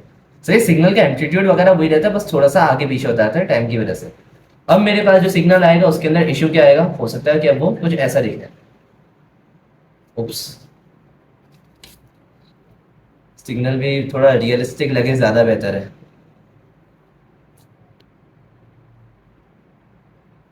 कोई कोई ना कोई डिफरेंस आ रहा होगा इसके अंदर, कोई शार्पनेस चेंज हो रही होगी, कोई और चीज़ टेढ़ी मेढ़ी हो रही होगी इसके अंदर।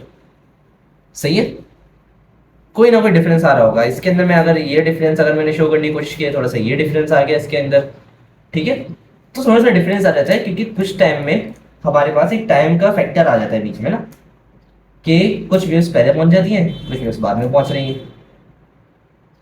नॉइज क्या होती है, unwanted signal that mix up with the original signal during the transmission of data is called noise. It can be induced noise, crosstalk noise, thermal noise and impulse noise which may damage the signal. यानी कि आपके पास कोई भी unwanted signal है, original signal से क्या हो जाए, मिक्सअप हो जाए during the transmission of data is called noise. कोई भी सिग्नल आया, जा रहा है अपने रास्ते को, उसके ऊपर कोई और सिग्नल सुपर इम्पोज हो गया।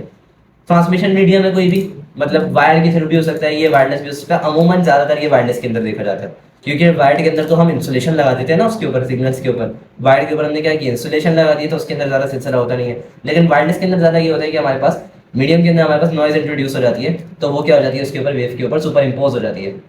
अच्छा, इधर हमारे पास, हाँ, इधर हमारे पास कम्युनिकेशन डिफेक्ट्स खत्म होते हैं, आगे आती है हमारे पास कम्युनिकेशन डिवाइसेस। देन हमने कंप्यूटर टोपोलॉजीज करनी है, और कुछ हमारे पास आगे और चीज़ें, उनको बस जल्दी से फारिग करते हैं। अच्छा, कम्युनिकेशन डिवाइसेस हमारे पास कौन कौन सी, स्विच है। स्विच हमारे पास एक नेटवर्किंग डिवाइस है that connects computers and other devices like printers, scanners and cameras on a network. Data cables from all computers and other devices of network are plugged into the switch to enable communication between them.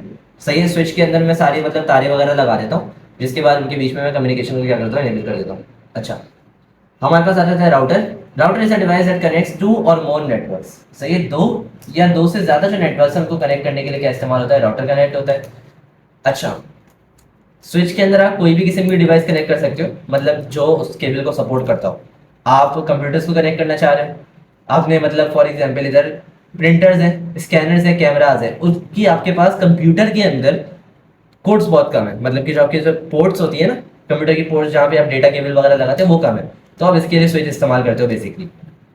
Router क्या था, आप दो और दो से ज्यादा networks को क्या करते हो, आपस में कनेक्ट करते हो। मतलब एक आपका फोन का नेटवर्क है, एक और फोन का नेटवर्क है, उसको आप क्या कर रहे हो, आपस में कनेक्ट कर रहे हो। ठीक है, फिर उसके बाद उन दोनों नेटवर्क्स को कनेक्ट करके आपके पास एक कम्युनिकेशन का सिस्टम आप स्टैब्लिश कर लेते हो। ये जो आपके घर में राउटर लगा होता है वो यही काम करता है। राउटर का मेन फंक्शन क्या होता है कि मे ऑप्टिमल डेटा का जो पाथ है and transfer the information through that path, also known as network traffic controller.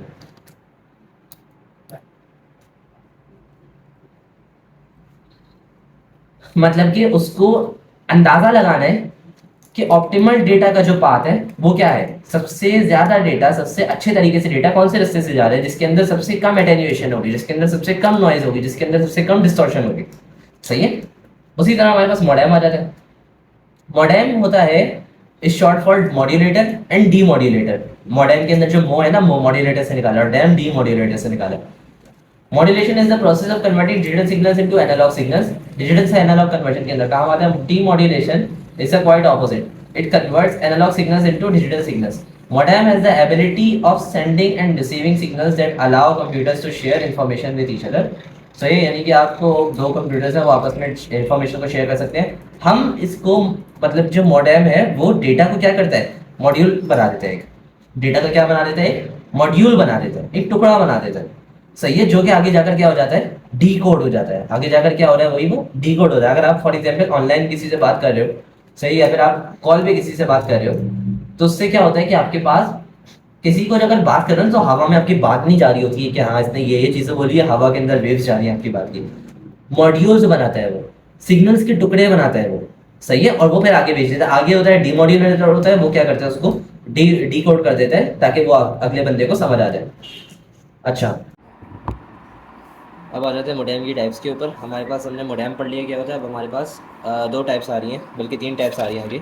हमारे पास ISDN भी आ रहा है, ठीक है। हमारे पास आ रहा है dial up modem. Dial up modem क्या करता है, uses standard telephone lines to transmit and receive information. A dial up modem can be internal or external, मतलब कि कंप्यूटर के अंदर भी फिट हुआ हो सकता है और बाहर भी फिट हुआ हो सकता है। It is important to remember that telephone lines carry only analog signals. ये सिर्फ और सिर्फ क्या है भाई, एनालॉग सिग्नल लेकर जाती है हमारी जो टेलीफोन लाइन्स है, लेकिन जो डेटा पैकेट्स हैं वो किस में होती है, डिजिटल फॉर्म में होती हैं। तो इसका मैकेनिज्म किस तरह काम करता है कि टेलीफोन लाइन के ऊपर ये पैकेट्स भेजने के लिए पहले क्या करता है, डिजिटल सिग्नल को एनालॉग में कन्वर्ट कर देता है, सही है। इसका बस ये क्या नाम होता है, सिस्टम होता है। अब ये है और ये है। डायल अप DSL से स्लो होता है। डायल अप DSL से स्लो कैसे होता है, हमारे पास डायल अप जो होता है वो हमारे पास एक तरह की वन वे डेटा ट्रांसमिशन होती है, सही है। डेटा आ रहा है जा रहा है, सही है, लेकिन उसकी स्पीड बहुत कम होती है, उसकी स्पीड नहायत ही कम होती है। जबकि हमारे पास जो DSL मोडेम है उसकी स्पीड बहुत ज़्यादा होती है, मतलब रिलेटिवली इसके मुकाबले में तो स्पीड ज़्यादा होती है। अगर हम डायल अप मोडेम के ऊपर, फॉर एग्जांपल आप कंप्यूटर के ऊपर हो, आप के कंप्यूटर के ऊपर अपना मोबाइल फ़ोन नेटवर्क जैसे ऑपरेट करते हैं कुछ लोग, मोबाइल फ़ोन नेटवर्क भी ऑपरेट कर रहे हो और साथ ही साथ आपका इंटरनेट भी चल रहा है। तो अगर आपको कोई कॉल आती है फॉर सपोज़, तो आप क्या हो, आपका नेटवर्क क्या होगा, स्विच करेगा और डायरेक्ट फिर आपकी कॉल के ऊपर सारा फोकस चला जाएगा। तो इससे क्या होगा, आपका इंटरनेट काम नहीं करेगा। इंटरनेट और मोबाइल फ़ोन वगैरह साइमल्टेनियसली नहीं चलेंगे, सही है। इंटरनेट और मोबाइल फ़ोन के जो आपके पास सिग्नल्स वगैरह हैं वो साइमल्टेनियसली नहीं चलते डायल अप मोडेम के अंदर, लेकिन DSL मोडेम इसको अच्छे से, मतलब स्टेबल तरीके से इसको मैनेज कर लेते हैं। DSL stands for Digital Subscriber Line. Second, like dial-up modem, DSL modem also uses telephone lines to transfer digital signals. DSL modem has a built-in network switch, which enables the use of twisted pair wires. इसके अंदर सिर्फ और सिर्फ telephone lines इस्तेमाल हो रही थी, लेकिन इसके अंदर क्या है, ट्विस्टेड पेयर वायर्स भी इस्तेमाल हो रही हैं, ताकि आपके पास क्या हो जाए, आप डेटा को जो है वो आप बहुत तेज़ी से ट्रांसफ़र कर सकते हो, क्योंकि टेलीफोन लाइन्स के ऊपर डिजिटल से एनालॉग में कन्वर्ट होता है, फिर एनालॉग फॉर्म में जाता है, फिर आगे डीमॉड्यूलेट होता है वो डेटा, फिर मतलब दोबारा डिजिटल में कन्वर्ट होता है।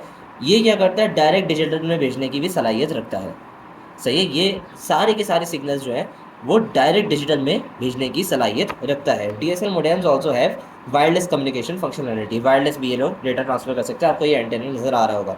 इस एंटेना का मतलब होता है कि एंटेना इस्तेमाल किस लिए होता है, वायरलेस डेटा ट्रांसफर के लिए ही होता है। अच्छा, फिर आता है ISDN। ISDN मोडेम क्या होता है, integrated services digital network. Figure 4.19 is a digital phone connection that can transmit data, voice and video over a normal telephone line at the same time, which was not done before. It is faster and expensive technology. यानी कि क्या करता है, data को transfer कर रहा है, voice को भी ट्रांसफ़र कर रहा है, वीडियो को भी ट्रांसफ़र कर रहा है, किसके ऊपर, नॉर्मल टेलीफोन लाइन पे। इसका मैकेनिज्म ही ऐसा है कि ये इस तरीके से सिग्नल्स का कन्वर्जन करता है कि नॉर्मल टेलीफोन लाइन जो सिर्फ एनालॉग सिग्नल्स को भेज सकती है, अब क्या कर रही है भाई, डिजिटल सिग्नल्स को भी भेज रही है। अच्छा, since ISDN works on digital transmission, it converts analog voice to digital signals before transmission। यानी कि पहले हम डिजिटल डेटा को एनालॉग में कन्वर्ट कर रहे थे आगे भेजने के लिए, लेकिन हमारे पास अब क्या है, अगर फॉर एग्जांपल एनालॉग डेटा है, मैं ISDN मोडेम के आगे जरिए आगे भेजना चाह रहा हूँ, तो मैं उसको अब एनालॉग से भी डिजिटल में कन्वर्ट करूँगा भेजने के लिए, सही है। वॉइस डेटा को हम डिजिटल सिग्नल्स के अंदर भी एक्सप्रेस कर सकते हैं, इसमें कोई वो इशू वाली बात नहीं है। अच्छा, अब इसकी वर्किंग कैसी है, इसकी वर्किंग कुछ यूँ है कि हमारे पास ये एनालॉग फ़ोन है। एनालॉग फ़ोन अपने जो सिग्नल्स हैं इन द डिजिटल फॉर्म इसके पास आए, मतलब ये इस तरीके से उसको जो एनालॉग सिग्नल्स आएंगे ना उसको अपने पास डिजिटल में कन्वर्ट कर देगा, फिर टेलीफोन लाइन के थ्रू डिजिटल में ही भेजेगा, सही है कि डिजिटल में ही सारा काम कर रहा होता है। उसके बाद तुम्हारे पास क्लाइंट ए है, कोई भी कंप्यूटर है यार, क्लाइंट ए नाम दे दिया उसको, तुम्हारा कंप्यूटर है, सही है, तुम्हारा कोई भी मोबाइल फ़ोन है, उससे डिजिटल डेटा उस पर जाता है, डिजिटल डेटा टेलीफोन लाइन्स के ऊपर जा रहा होता है। अच्छा, ये एक बहुत बड़े नेटवर्क के ऊपर काम करता है, मतलब बड़े ऑफिस और बड़े जो ब्रॉडकास्ट चैनल्स होते हैं ना उसका इस्तेमाल करते हैं, ताकि बिल्कुल मिनिमल लेटेंसी, जो लाइव आप लाइव टीवी शो देखते हो ना, क्या था वो सबसे पहले के नाम कर चलता था, आजकल जीतो पाकिस्तान बड़ा मशहूर है, तो उसके अंदर क्या सिलसिला है कि वो लाइव जो ब्रॉडकास्ट चैनल है ना बेसिक उसकी ISDN मोडेम पे है। अब कुछ टाइम के अंदर PSTN एक नेटवर्क है, PSTN मोडेम, तो वो कुछ टाइम के अंदर रिप्लेस करने वाला है, वो और बेहतर है, सही है, वो और बेहतर है। अच्छा, नेटवर्क इंटरफेस कार्ड कोई भी कंप्यूटर हो उसके अंदर आपके पास इंटरनेट कनेक्शन अवेलेबल नहीं है। सही है, इंटरनेट कनेक्शन आपके पास अगर आप जनरली एक कंप्यूटर लेते हो ना पीसी वगैरह, तो उसके अंदर इंटरनेट कनेक्शन डायरेक्टली मतलब नहीं होता। तो उसके लिए हमारे पास एक नेटवर्क इंटरफेस कार्ड आता है, एनआईसी कार्ड आता है, वो हमारे पास उसको अटैच कर देते हैं कंप्यूटर के अंदर। अगर आप पीसी बनाते हो, आप खुद पीसी बनाते हो, बहुत सारे लोगों को शौक होता है कि वो खुद बोलते हैं कि यार नहीं हम खुद एक पीसी बनाएंगे, केस अलग जगह से लेते हैं, मदरबोर्ड अलग जगह से, वो सारा कुछ। नॉर्मली मदरबोर्ड्स के अंदर एनआईसी लगा हुआ आता है, लेकिन कभी कभी नहीं लगा हुआ होता, तो फिर इंटरनेट कनेक्शन स्टैब्लिश करने के लिए, ताकि उसके अंदर आप वायर जो है, तो आपके इंटरनेट की जो वायर है, ये आपके पास एक जगह बनी हुई है इंटरनेट की तार के लिए, तो वो आप क्या कर सकते हो, वहाँ पे कनेक्ट कर सकते हो। सही है, ये आपके पास नेटवर्क इंटरफेस कार्ड है और ये वायरलेस नेटवर्क इंटरफेस कार्ड है। एक आपके पास वायरलेस नेटवर्क इंटरफेस कार्ड क्या करता है कि आपको वायरलेस नेटवर्क भी प्रोवाइड करने के काबिल है वो। ठीक है, मतलब कि वायरलेस तरीके से आपके राउटर से सिग्नल उठा लेते हैं, जैसे आपका लैपटॉप होता है मेजरली, आपका जो लैपटॉप है, आपका लैपटॉप डायरेक्ट राउटर से सिग्नल उठा लेता है, उसको राउटर से कनेक्ट करने की ज़्यादा जरूरत नहीं पड़ती, वो वाईफाई के ऊपर काम करता है। लेकिन आपका जो कंप्यूटर है उसको एक मतलब कि वायर की ज़रूरत पड़ती है कि आप उसको इंटरनेट से कनेक्ट करने के लिए आपको वो वायर लगानी पड़ती है। अच्छा, basics of a computer network. इसकी बेसिक्स क्या क्या है भाई? इस कंप्यूटर नेटवर्क को हमने दो हिस्सों में तोड़ दिया, कंप्यूटर नेटवर्क और नेटवर्किंग के अंदर। कंप्यूटर नेटवर्क क्या होता है? ग्रुप ऑफ कंप्यूटर्स हैं, आपस में जोड़ दिया है कम्युनिकेशन लिंक के जरिए डेटा वगैरह शेयर करने के लिए, तो वो क्या कहलाता है? कंप्यूटर का नेटवर्क कहलाता है। नेटवर्किंग क्या है? वो तरीका है जिस तरीके से आप कंप्यूटर्स को ज्वाइन करते हो, या फिर वो मेथड है, वो फ्रेमवर्क है जिसकी बेसिस के ऊपर आप सारे के सारे कंप्यूटर्स को ज्वाइन कर रहे होते हो। In today's world networking plays a vital role in computers and telecommunication fields. Modern organizations create a networking environment and device connectivity for fast, inexpensive, and reliable communication.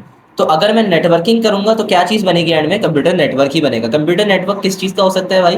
Printer भी हो सकता है, scanner, fax machine, server, ये सारी चीज़ें एक ही computer से मैं कनेक्ट कर दूँ, ये कंप्यूटर नेटवर्क बन गया। या सिर्फ प्रिंटर मैंने कनेक्ट कर दिया कंप्यूटर से, वही कंप्यूटर नेटवर्क है भाई, जाहिर सी बात है। कंप्यूटर नेटवर्क को मतलब होता है बहुत सारे कंप्यूटर या बहुत सारी डिवाइसेस आपस में क्या होती हैं? कनेक्टेड होती हैं।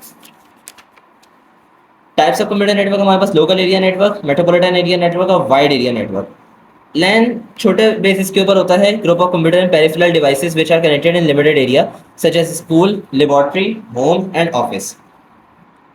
अच्छा, useful resources like internet access, storage space, printers can be shared through LAN। सही है, LAN local area network. It can be built with inexpensive hardware such as hubs, switches, network adapters और network cables। छोटा सा कोई भी connection है, आपके घर का कोई भी कनेक्शन है, सही है, आपके स्कूल की कंप्यूटर लैब हो गई, सही है, स्कूल की एक छोटी सी कंप्यूटर लैब होती है, तो अगर मैं उसको कनेक्ट करूंगा तो वो क्या बन रहा है भाई? वो मेरे पास लोकल एरिया नेटवर्क बनता है। क्या बनता है भाई? Local area network. उसी तरह मेरे पास मेट्रोपॉलिटन एरिया नेटवर्क आता है, ये पूरे लोकल एरिया नेटवर्क को, बहुत सारे जो लोकल एरिया नेटवर्क होते हैं उनको कंबाइन करके एक बड़ा नेटवर्क बनाता है। सही है, वो मेरे पास मेट्रोपॉलिटन एरिया नेटवर्क होता है। फॉर एग्जांपल एक बिजनेस ऑर्गेनाइजेशन है, यूनिवर्सिटी, एक यूनिवर्सिटी में अंदर एक कंप्यूटर लैब नहीं होती है, हजारों कंप्यूटर लैब्स होती है, बहुत सारी कंप्यूटर लैब्स होती हैं। तो उन सारी कंप्यूटर लैब्स को क्या करते हैं? आपस में अगर कनेक्ट करते हैं तो मेरे पास वो क्या बनाते हैं? मेट्रोपॉलिटन एरिया नेटवर्क बनाते हैं। पूरे एक शहर के ऊपर, कॉलेज के कैंपस के ऊपर या एक स्मॉल एरिया के ऊपर फैला हुआ एक नेटवर्क होता है, उसको हम मेट्रोपॉलिटन एरिया नेटवर्क बोलते हैं। Wide area network world wide होता है। सही है, पूरी दुनिया के अंदर, मतलब आप कह लो कंट्रीज को कनेक्ट कर रहा होता है सैटेलाइट्स के जरिए। सही है, टेलीकम्युनिकेशन लिंक्स के जरिए आप कंट्रीज को कनेक्ट कर रहा होता है। बिजनेस की बड़ी बड़ी ऑर्गेनाइजेशन, बड़ी बड़ी एजुकेशन की ऑर्गेनाइजेशन, वर्ल्ड बैंक, IMF, इन सबको कनेक्ट कर रहा होता है। कौन कनेक्ट करता है भाई? वाइड एरिया नेटवर्क कनेक्ट करता है। ठीक है, अच्छा, फिर आ जाती है टोपोलॉजीज। टोपोलॉजीज होती हैं तरीके। सही है, टोपोलॉजीज क्या होते हैं? तरीके या फिर लेआउट्स वगैरह बोलते हैं हम उनको। सही है, एक लेआउट होता है उसको हम बोलते हैं टोपोलॉजी। कंप्यूटर का लेआउट है तो हम उसको, कंप्यूटर की बहुत सारी टोपोलॉजीज होती है हमारे पास।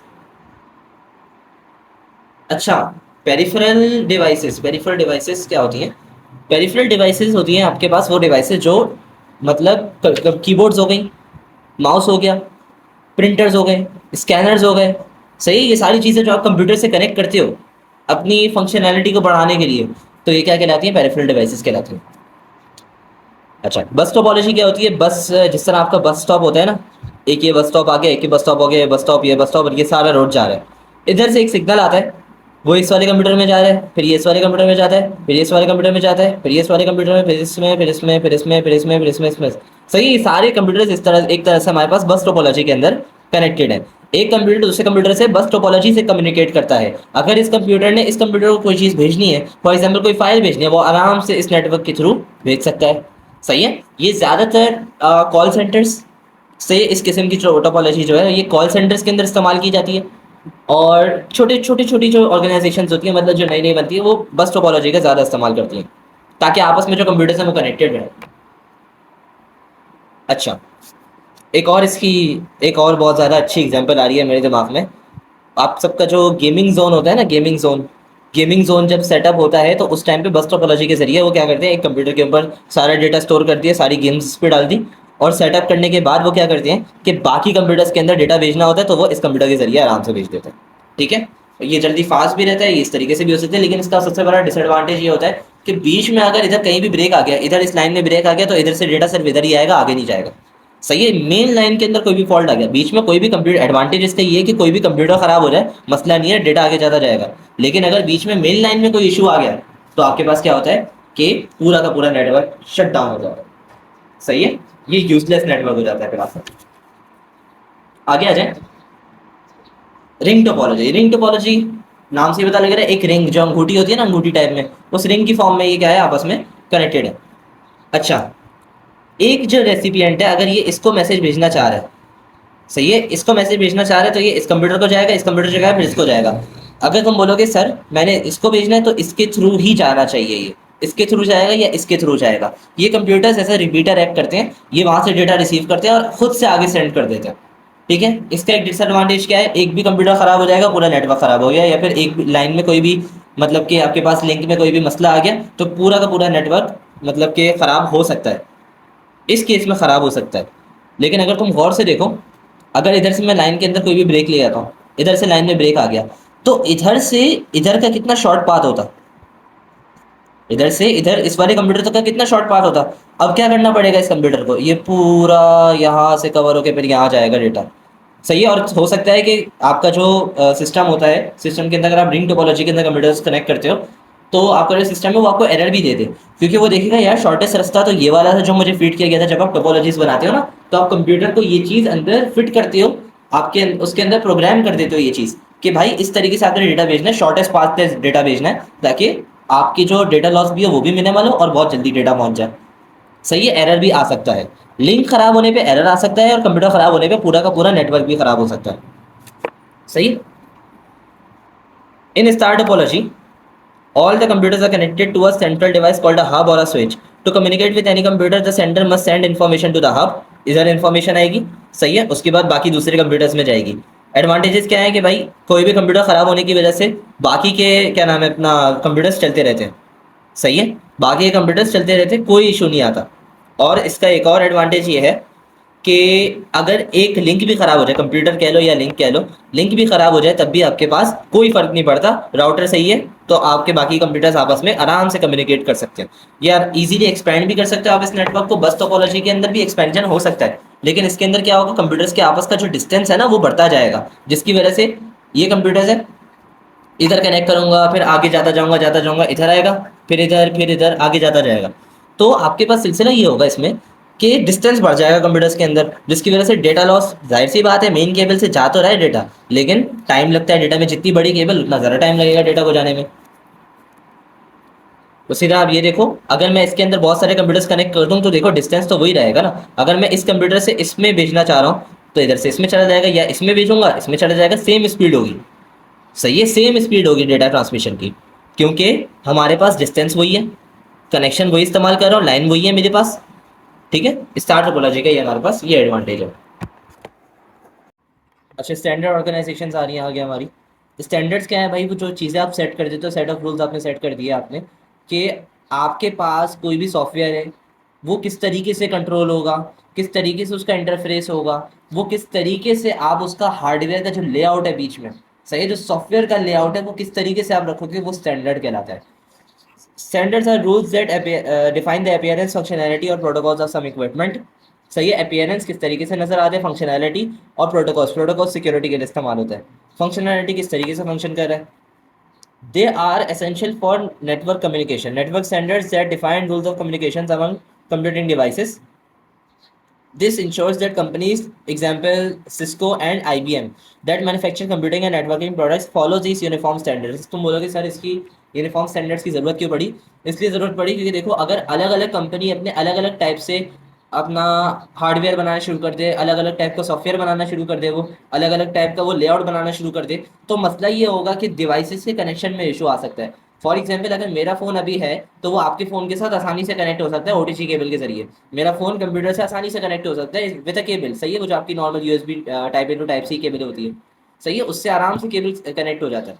लेकिन इशू कहाँ आता है, अगर फॉर एग्जाम्पल अलग अलग कंपनीज हैं, अलग अलग अपने अपने हिसाब से चल रही हैं, तो वो फिर मसला होता है। फॉर एग्जाम्पल एप्पल कंपनी है, वो पहले लाइटनिंग पोर्ट्स इस्तेमाल करती थी अपने मोबाइल फ़ोन के अंदर, तो वो हार्डवेयर का इशू है। हार्डवेयर एप्पल का फिर क्या था, यूनिक था, लोगों को अलग से फिर उसकी परचेसिंग करनी पड़ती थी, सही है, ये थोड़ा इशू आता था। लेकिन क्या हुआ, जो एंड्रॉयड है, एंड्रॉयड के अंदर एक स्टैंडर्ड सेट है, तो खैर आईफोन्स भी इसी तरफ आ गए, एक स्टैंडर्ड सेट हो गया कि भाई टाइप सी केबल है, टाइप सी केबल यूज़ होगी फॉर द चार्जिंग, तो ये एक स्टैंडर्ड सेट हो गया। इससे आसानी हुई है या नहीं हुई है, जाहिर सी बात है, सिर्फ टाइप सी खरीदनी पड़ी और ये चीज़ सस्ती भी पड़ रही है लोगों को, क्योंकि यूनिक टेक्नोलॉजी बनाने में पैसा ज़्यादा लगता है।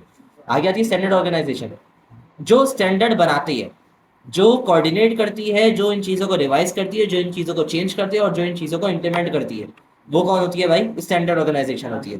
सही है, ये बहुत सारी ऑर्गेनाइजेशन होती है, सेवरल ऑर्गेनाइजेशन है, अलग अलग डिवाइसेस के ऊपर काम करती हैं, अलग अलग मेजर कंपनीज है, I triple E, I E T F, I T U, A N S I, ये सारी मेजर कंपनीज है, ये आगे सारी डिस्कस है। अच्छा, आराम आराम से डिस्कस करते हैं। इंटरनेशनल ऑर्गेनाइजेशन फॉर स्टैंडर्डाइजेशन, सही है, आईएसओ या आईओएस होना चाहिए था इसको, लेकिन इन्होंने आईएसओ लिखा हुआ है। It covers a wide range of fields. The ISO has members from the standards committees of various governments across the world. It is even responsible for developing models which provides high level of system compatibility, quality enhancement, and improved productivity and reduction in cost. The ISO is also responsible for endorsing and coordinating the functions of other standard organization, यानी कि ISO head है बाकी दूसरी standard organisations का, ये बाकी दूसरी organisations को कंट्रोल करती हैं जो कि अपनी अलग अलग फील्ड के अंदर स्टैंडर्ड्स बना रही होती हैं। उसी तरह मेरे पास आता है institute of electrical and electronic engineering. देखो ये स्टैंडर्ड्स नाम से ही पता लग रहा है, स्टैंडर्ड्स इलेक्ट्रिकल और इलेक्ट्रॉनिक इंजीनियरिंग के हिसाब से बनाएंगी, सही है। अब ये चीज़ें आप रीडिंग कर लेना, उसके अंदर ज़्यादा कोई दिमाग खपाने वाली चीज़ नहीं है। International engineering task force, international community है नेटवर्क डिजाइनर्स की, ऑपरेटर्स की, वेंडर्स की, रिसर्चर्स की concern with development of internet architecture. उसी तरह इंटरनेशनल टेलीकम्युनिकेशन ऑफ यूनियन, ये क्या है भाई, टेलीकम्युनिकेशन और क्या नाम है इतना इंटरनेट रिलेटेड इश्यूज को टारगेट कर रहा होगा। उसी तरह अमेरिकन नेशनल स्टैंडर्ड इंस्टीट्यूट, ये स्टैंडर्ड एजेंसी है यूनाइटेड स्टेट्स के लिए। एएनएसआई या ANSI is a completely private non profit organisation comprised of equipment manufacturers and users of data processing equipment and services. It supervises standards for products, services, processes, systems, and personnel in the United States.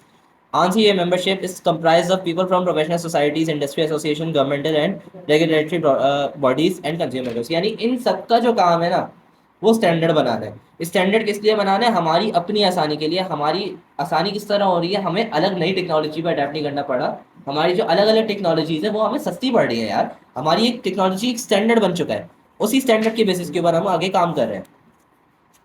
अच्छा, network architecture, network architecture framework होता है जिसके ऊपर पूरा network के जो components है उसको ले डाउन कर देते हैं कि हमारा जो नेटवर्क है वो कैसे काम करता है, हमारा जो नेटवर्क है वो किस तरीके कार पे कौन से फ्रेमवर्क पे के ऊपर बेस कर रहा है, क्या कौन सा स्टेप पहले हो रहा है, कौन सा लेआउट कौन सी चीज़ को संभाल रहा है, तो ये सारी चीज़ें क्या नाम है नेटवर्क आर्किटेक्चर के अंदर आती है।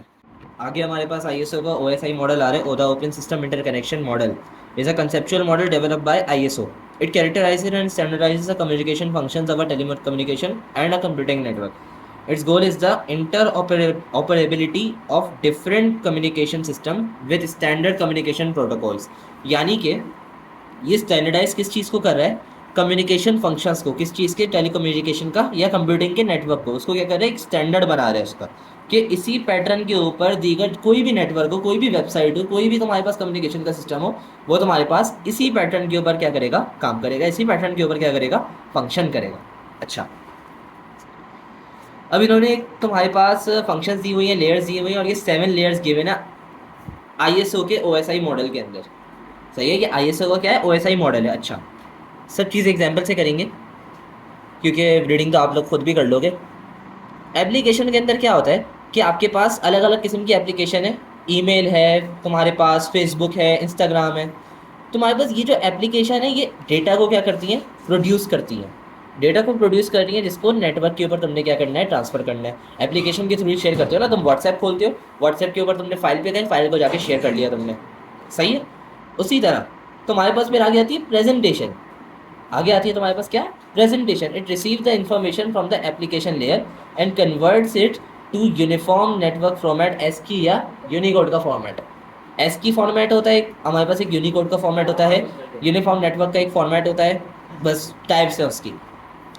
which is acceptable by the rest of OSI model and destination. Encryption and decryption are also the responsibility of this layer. This layer also reduces the number of transfer bits by compression. ये क्या करता है कि आपके पास जो application layer से information आई है उसको एसकी फॉर्म में कन्वर्ट करता है, जो कि बाकी OSI का जो मॉडल है उसके अंदर काम आने वाला है। बाकी का जो OSI मॉडल है उसके अंदर वो काम आने वाला है। इंक्रिप्शन, ये डेटा को इंक्रिप्ट करता है, सही है, ये डेटा को क्या करता है, इंक्रिप्ट करता है सेंडिंग साइड पे, और फिर अगली साइड पे जहाँ पे डेटा रिसीव होना होता है वहाँ पे डेटा क्या हो जाता है, डीक्रिप्ट होता है। इनक्रिप्ट का मतलब सिक्योर करना, डीक्रिप्ट का मतलब डी सिक्योर करना। आपने क्या किया, डेटा को इस फॉर्म में कन्वर्ट कर दिया कि वो कोई नॉर्मल यूजर पढ़ नहीं सकता बीच में। अगर किसी ना किसी तरह वो क्या नाम है अपना फायरवॉल को ब्रीच करके आपके डेटा की तरफ पहुंच भी जाता है तो उसको सामने क्या मिलेगा, एसकी या यूनिकोड मिलेगा, और वो भी इस फॉर्म में हो कि वो उसको ट्रांसलेट भी नहीं कर सकता, सही है, तो वो इनक्रिप्टेड होगा। फिर वहाँ पे दूसरी तरफ जब चले जाते हैं डेटा तो वो क्या हो जाता है भाई, डीक्रिप्ट हो जाता है। डीक्रिप्ट हो जाता है ताकि जो दूसरा यूज़र है जिसको एक्चुअल में आपने डेटा भेजना था उसको आपका डेटा जो है वो क्या हो जाता है, मिल जाता है। अच्छा, सेशन सेशन आपके पास ये वाली जो लेयर है ये आपके पास एक कनेक्शन स्टैब्लिश कर रही होती है दो कंप्यूटर्स के बीच में या दो से ज़्यादा कंप्यूटर्स के बीच में भी हो सकता है। यानी डेटा की ट्रांसमिशन कितने टाइम में हुई है, कब तक हुई है, और क्या नाम है इतना बीच में चेक पॉइंट्स भी लगाता है। अगर फॉर एग्जांपल मैं बोलता हूँ आपका डेटा ट्रांसफर का सेशन 2 घंटे का था तो ये कंप्यूटर आप अपने पास क्या करता है भाई, रिकॉर्ड भी करता है कि आपका जो क्या नाम है इतना कंप्यूटर का जो सेशन है डेटा ट्रांसफर का वो कितने टाइम का था। This layer adds check points if session fails only data after the most recent check point need to be transmitted. यानी कि जहाँ तक सेशन हुआ है, फॉर एग्जांपल 3 घंटों तक का डेटा था मेरे पास, 2 घंटों का भेजा, फिर इसके बाद फेल हो गया, कोई एरर आ गया, नेटवर्क कनेक्शन एरर आ गया, तब क्या होता है कि कुछ डेटा गया हुआ होता है। आप कोई चीज़ डाउनलोड करते हो, 2 घंटे की कोई डाउनलोड है, 2 घंटे तक कोई आपने डाउनलोड की, फिर इसके बाद 1 घंटे मजीद की रहती है। मसला क्या हुआ, बीच में नेट चला गया, सेशन एक एंड हो गया आपका, आप फिर उस सेशन को रिज्यूम कर सकते हो, वो रिज्यूम हो जाएगा, फिर आप बाकी का 1 घंटे की डाउनलोड कर सकते हो। फिर आगे आता है आपके पास ट्रांसपोर्ट। ये रिलायबल ट्रांसमिशन ऑफ डेटा को कंट्रोल करता है, यानी कि आपका जो डेटा है ट्रांसपोर्ट हो रहा है उसकी flow control, quality of the data, सही है, वो सारी चीज़ कौन देख रहा होता है, ट्रांसपोर्ट लेयर देखती है, सही है। अगर तुम्हारे पास डेटा सही तरीके से ट्रांसमिट नहीं होता, कोई एरर आ जाता है, कोई डेटा लॉस आ जाता है, तो फिर वो क्या करता है, रिक्वेस्ट करता है कि भाई आप डेटा जो है वो वापस भेजो। अच्छा, नेटवर्क के अंदर the function of this layer is the selection of the shortest and suitable path from the source to the destination, सही है। यानी कि नेटवर्क का काम क्या है, सबसे छोटा पाथ ले ताकि वो डेटा को सबसे शॉर्टेस्ट रास्ते से कन्वे कर दे। इस तरह क्या होता है, डेटा जो होता है, डेटा बहुत ही कम डिस्टेंस के अंदर ट्रांसफ़र हो रहा होता है, एरर बहुत कम आता है उसके अंदर, और तो और उसके अंदर आप कह लो बहुत जल्दी ट्रांसफ़र हो रहा होता है, ठीक है, डिस्टेंस कम है, जल्दी ट्रांसफ़र हो रहा है, एरर कम आ रहा है, डेटा लॉस कम है उसके अंदर। It is also responsible to convert logical addresses IP address to the physical address MAC address, सही है। ये लॉजिकल एड्रेस आईपी एड्रेस को फिजिकल एड्रेस मैक एड्रेस के अंदर भी कन्वर्ट करता है, आईपी से मैक में कन्वर्ट कर रहा होता है, ठीक है। 2 काम है इसके, शॉर्टेस्ट पाथ को डिसाइड करना और आईपी से मैक की कन्वर्जन करना। फिर आगे आता है आपके पास डेटा लिंक की लेयर।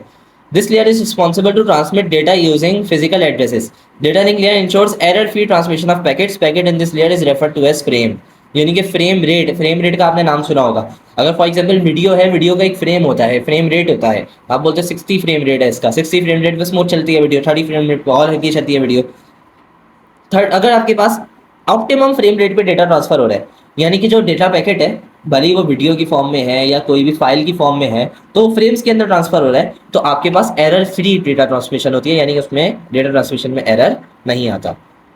एक होती है आपकी physical data transmission. It is responsible for converting electrical signals into bits.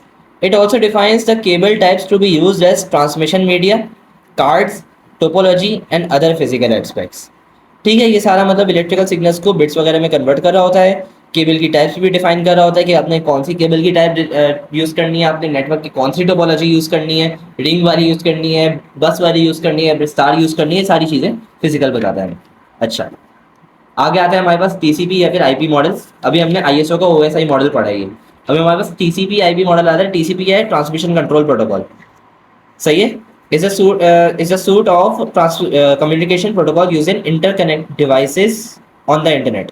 सही है, डिवाइसेस को इंटरकनेक्ट करने में इस्तेमाल होता है। कौन सी devices? Network devices. These are the set of rules and procedures. TCP specifies how data is exchanged over the internet by providing end-to-end communications. वो स्पेसिफाई करता है कि आपका डेटा किस तरीके से कम्युनिकेट हो रहा है ओवर द इंटरनेट। वो कम्युनिकेशन का बस आप कह लो एक लिंक प्रोवाइड कर रहा है, उससे ज़्यादा कुछ नहीं है इसमें। It also identifies how data should be broken down into packets addressed, transmitted, routed, and received at the destination. With reference to the OSI layers, we can understand the functions of TCP या IP layers. सही है, OSI layers के reference से हम TCP या IP layers का भी understand कर सकते हैं, क्योंकि बिल्कुल आप कह लो बहुत सिमिलर है ये। सही है, बहुत सिमिलर है, क्योंकि हमने अभी पढ़ा था स्टैंडर्डाइजेशन पढ़ी थी ना हमने, तो उसके अंदर क्या था? स्टैंडर्ड बनाया हुआ था। स्टैंडर्ड को ये भी फॉलो कर रहा है, बस ये थोड़ा सा हल्का सा मुख्तलिफ है उससे। अच्छा, किस तरह? OSI की लेयर्स क्या क्या है हमारे पास?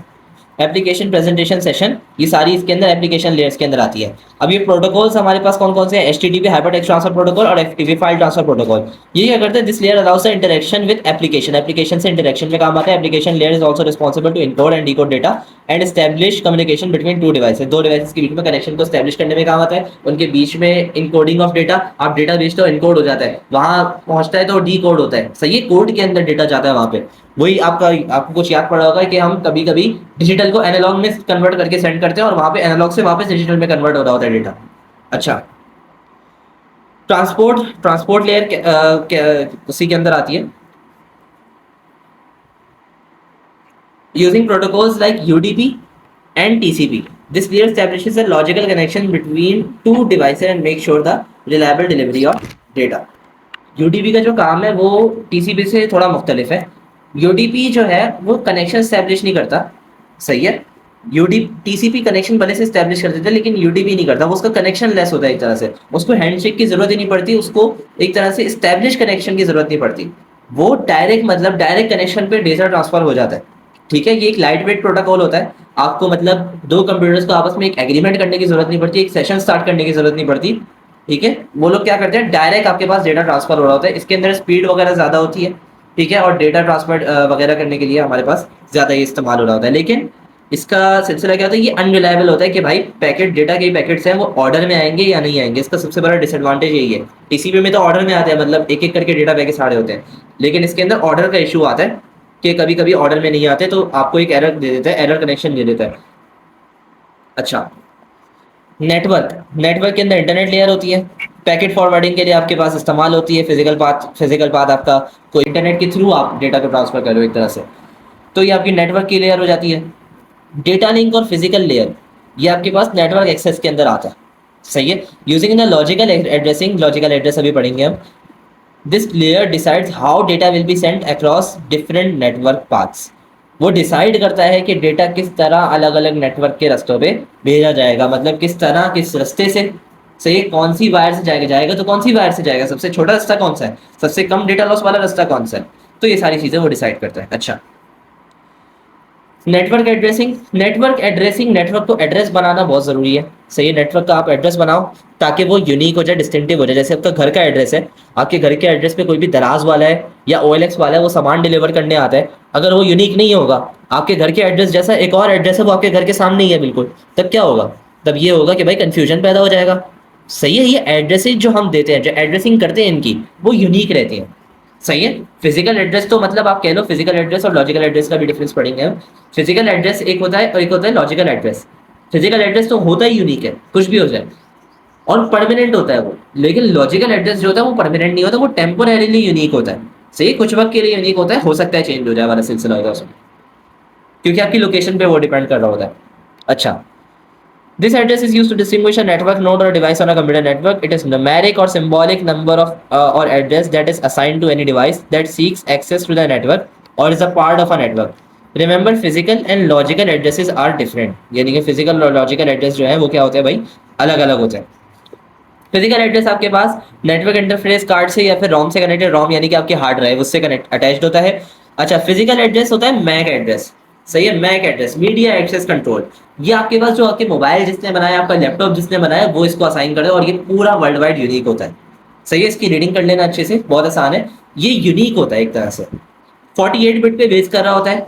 इसको हम चेंज भी नहीं कर सकते हैं। ये मतलब आप कह लो कि आपका एक मोबाइल के अंदर आप जाओगे, आपके अबाउट फोन के अंदर जाओगे, आपके ऊपर मैक उसके सेटिंग के अंदर ना मैक एड्रेस आ रहा होगा, आप उस पर जाके देखना अपना मैक एड्रेस, वो यूनिक होगा। आप किसी भी डिवाइस से कंपेयर कर लो उसकी पूरी दुनिया में, मैक एड्रेस हमेशा आपके डिवाइस का यूनिक होगा। लेकिन लॉजिकल एड्रेस जो आईपी एड्रेस है उसको आप चेंज कर सकते हो, सही, अपने लोकेशन के हिसाब से उसको एडजस्ट कर सकते हो। अच्छा, लॉजिकल एड्रेस के अंदर 32 बिट क्या नाम है इस्तेमाल होता है। 32 बिट आर्किटेक्चर होता है ये बेसिकली, जिस आर्किटेक्चर पे वो पूरा नेटवर्क बेस कर रहा होता है। तो ये आर्किटेक्चर्स होते हैं 48 बिट, 32 बिट, 64 बिट, 84 वगैरह, ये सारी क्या है, आर्किटेक्चर्स हैं। Logical addressing means IP addressing which is provided by your internet service provider, यानी कि जो आपका इंटरनेट सर्विस प्रोवाइडर है उस किस्म की एड्रेसिंग, जो आपका इंटरनेट जो आपको दे रहा है ना, आपका इंटरनेट वाला जिसको आप फीस देते हो हर महीने, तो वो जो आपको एड्रेस प्रोवाइड करता है वो लॉजिकल एड्रेसिंग होती है, मतलब आईपी एड्रेसिंग कहलाती है। वो आपको एक आईपी एड्रेस देता है और उसी बेसिस के ऊपर आप पूरे उसको नेटवर्क को सर्व कर रहे होते हो। ये कुछ वक्त के लिए यूनिक होता है, सही, कुछ वक्त के लिए, सॉरी, कुछ वक्त के लिए टेम्पररी होता है, मतलब कुछ वक्त के लिए एग्जिस्ट करता है, और ये वन नेटवर्क के लिए यूनिक होता है। ठीक है, ये क्या है, वन नेटवर्क के लिए यूनिक है, एक नेटवर्क के लिए यूनिक है। अगर मैं एक ही जगह पे एक ही, मतलब फॉर एग्जांपल मेरा घर है, उसके अंदर मैंने दो नेटवर्क लगाए हुए हैं, सही है, दो नेटवर्क है, इन दोनों का जो आईपी एड्रेस है वो अलग होगा, लॉजिकल एड्रेस इन दोनों का क्या होगा भाई, अलग होगा। अच्छा, एक आता है मेरे पास IPv4 address. IP address is a unique number of address used to identify a device on a network. The device could be a computer, printer, smartphone, tablet, etc. सही है, इन सबका IP address वगैरह होता है। Every device connected to the internet must have an IP address to communicate with other devices. IP address acts as a telephone number और a car registration number. ये ID बताता है आपकी, सही है। अगर आपका कार रजिस्ट्रेशन नंबर मैं वेबसाइट के ऊपर डालूँ ना, जो हमारी गवर्नमेंट की वेबसाइट है, उसके ऊपर माशाल्लाह से आपकी गाड़ी का जो आपका स्ट्रक्चर है, मतलब कौन सा कलर की गाड़ी है, कौन से टाइप की गाड़ी है, ये सारी चीज़ें आ रही होती हैं। उसी तरह अगर आपका शनाख्ती कार्ड नंबर है, आपका जैसे शनाख्ती कार्ड नंबर, आपका शनाख्ती कार्ड नंबर मेरे पास हो, मैं आपकी पूरी डिटेल ले सकता हूँ। हाँ भाई, इसका जेंडर क्या है, ये कहाँ पे रहता है, रिहाइश किस तरफ है इसकी, कितने बहन भाई हैं इसके, वो सारा कुछ मैं निकाल सकता हूँ आपकी शनाख्ती कार्ड नंबर से।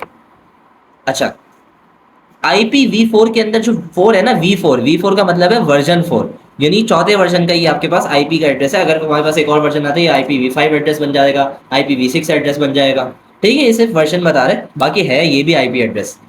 An IPv4 address made up of 32 binary digits, 32 bit पे based है, which is divided into two parts, network and host. The network portion of an address mentions the computer network, सही है, जो computer का network है उस चीज को बताता है। And the host portion identifies the computer और any other computing device on the network, जो नेटवर्क के ऊपर जो कंप्यूटिंग डिवाइस होगी, जो उस पूरे नेटवर्क को मैनेज कर रही है, जिसके पास सारा डेटा आ रहा है, वो क्या कहलाता है, वो होस्ट कहलाता है। ठीक है, IP version 4 addresses are comprised of 4 number segment separated by dots. Example क्या है भाई, 4 नंबर सेगमेंट्स होते हैं, डॉट से सेपरेट हुए होते हैं। ये आपके पास देखो इस तरीके से इसकी कन्वर्जन हो रही होती है, सही है। ये IPv4 एक एड्रेस है, ये डॉटेड डेसिमल नोटेशन है। अभी मैं आपको इसकी कन्वर्जन वगैरह बता देता हूँ। IPv4 एड्रेस की कन्वर्जन पे आ जाते हैं। हमारे पास एड्रेस की कन्वर्जन किस तरीके कार से होती है, देखो हमारे पास सबसे पहले 128 64, ये 2 की हम उससे रिस्पेक्ट से कर रहे हैं। ये आती है हमारे पास 2 की पावर 7, 2 की पावर 6, 2 की पावर 5, 2 की पावर 4, 2 की पावर 3, 2 का स्क्वायर और 2 की पावर 1, 2। और एक आपके पास एक और आ रही होती है जो होती है 2 की पावर 0 और जो होती है 1। ठीक है, अब हम क्या करेंगे, जो आपकी बुक के अंदर गिवन है IPv4 एड्रेस को, उसको हम कन्वर्ट कर देंगे इसके अंदर। 172 है, 172 के अंदर सबसे पहले मैं क्या बोलता हूँ, 128 ऐड करता हूँ। मैंने क्या किया इसके अंदर, 128 जो है मैं 172 को तोड़ना है बेसिकली। मैंने इस तरीके से एडिशन करनी है कि मेरे पास आंसर क्या आ जाए, 172 आ जाए। सबसे पहले डिजिट को तोड़ूंगा, मेरे पास IP क्या गिवन है, 172.16, बुक वाली लिख रहा हूँ मैं, .254.1। ठीक है, ये मैं सिर्फ बुक वाली लिख रहा हूँ IP। अब इसके हम कन्वर्जन करते हैं। अगर मैं 128 के अंदर 64 ऐड करता हूँ तो मेरे पास क्या बन जाएगा, 192। सही है, वो क्या बन जाएगा मेरे पास, 192। और मेरा नंबर क्या है, 172। तो मैं 64 ऐड नहीं करूँगा, मैं क्या ऐड करूँगा इसके अंदर, 32 ऐड करूँगा। सही है, मुझे पता है मैं 32 ऐड करूँगा, मेरे पास क्या हो जाएगा 130, और ये क्या बन जाएगा 160। सही है, 160 के अंदर क्या ऐड करूँगा कि मेरे पास अब आंसर क्या बन जाए 172 बन जाए। मैं इसके अंदर 12 ऐड करना है ना, तो 12 का बेस्ट कॉम्बिनेशन मेरे पास क्या है, 8 + 4 12 होता है, +8 + 4। 128 में 32 ऐड किया, क्या हो गया 160, 168, 172। इसका मतलब ये है, मैंने जो इधर चार्ट बनाया था, अब एक इसको मैं दोबारा बना देता हूँ, थोड़ा रीड करके। 64, 32, 16, 8, 4, 2, 1। सही है, 128 मैंने इस्तेमाल किया, मैं इधर लगाऊंगा 164 यूज़ किया, नहीं यूज़ किया, 0। 32 यूज़ किया, हाँ 1। 60 नहीं, 0।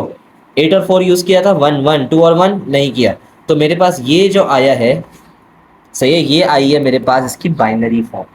क्या ये इसकी बाइनरी फॉर्म, बिट्स की फॉर्म के अंदर आया है ये। सही है, ये मेरे पास बिट्स की फॉर्म के अंदर आ गया।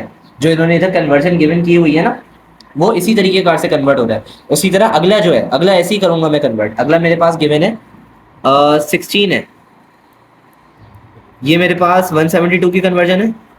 उसी तरह 16 की कन्वर्जन कैसे होगी, दोबारा बनाऊंगा मैं ये, क्योंकि मुझे आसानी होती है।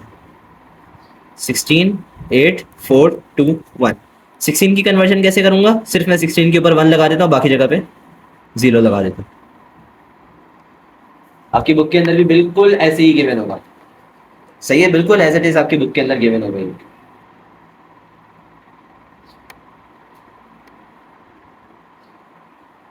उसी तरह आपके पास 254 पे आ जाए, 254 पे आ जाते हैं। 254 कैसे कन्वर्ट किया इन्होंने, 254 के अंदर दोबारा 128 मैं दोबारा नहीं बना रहा, अब इसी को ही नीचे मैं ट्रेस डाउन कर दूंगा। 128 का ऐड करूंगा, 64 ऐड करूंगा, 32 ऐड करूंगा। सही, इन सबको ऐड करो, कितना हो जाता है ये आपके पास 160, 160 और 224, ये सब मिला के 224 बन रहा है। 224 में मजीद मैंने क्या मिलाना है, 30 मिलाना है। तो 30 किस तरह मिलाऊंगा, मैं 16 ऐड कर देता हूँ, मैं 8 ऐड कर देता हूँ, फिर मैं अपना 4 ऐड कर देता हूँ। कितना हुआ ये 24, 24 और 4 28, 28 और 2 30। सही, तो इसका मतलब मैं पूरा इस्तेमाल करूंगा सिवाय 1 के। सिवाय 1 के मेरे पास सारे इस्तेमाल हो रहे हैं। सही है, सिवाय 1 के मेरे पास सारे ही इस्तेमाल हो रहे हैं, तो मैं सारे को ऐसे ही लिख दूंगा। 128 सबके नीचे मेरे पास 1 आ जाएगा। उसी तरह मेरे पास अगला क्या है, मेरे पास आखिरी 1 है। आखिरी 1 के अंदर तो मेरे पास मुझे पता है कि इधर 1 और बाकी उससे पहले हर चीज़ क्या हो गई 0। ठीक है, सिर्फ आखिर में 1 आएगा इसमें। ये मेरे पास 8 बिट्स है, ये 1 bit, 2, 3, 4, 5, 6, 7, 8, 8 bits, 8 bits, 8 bits. 8 bits is equal to 1 byte, या 1 byte is equal to 8 bits. इसी तरीके कार से वो कन्वर्जन करने को दे सकता है, आप कन्वर्जन कर लेना इजीली, कोई इशू की बात नहीं है। बाकी कोई इशू हो तो मुझे व्हाट्सएप पे बता देना। दुआ में याद रखना। अल्लाह हाफिज़।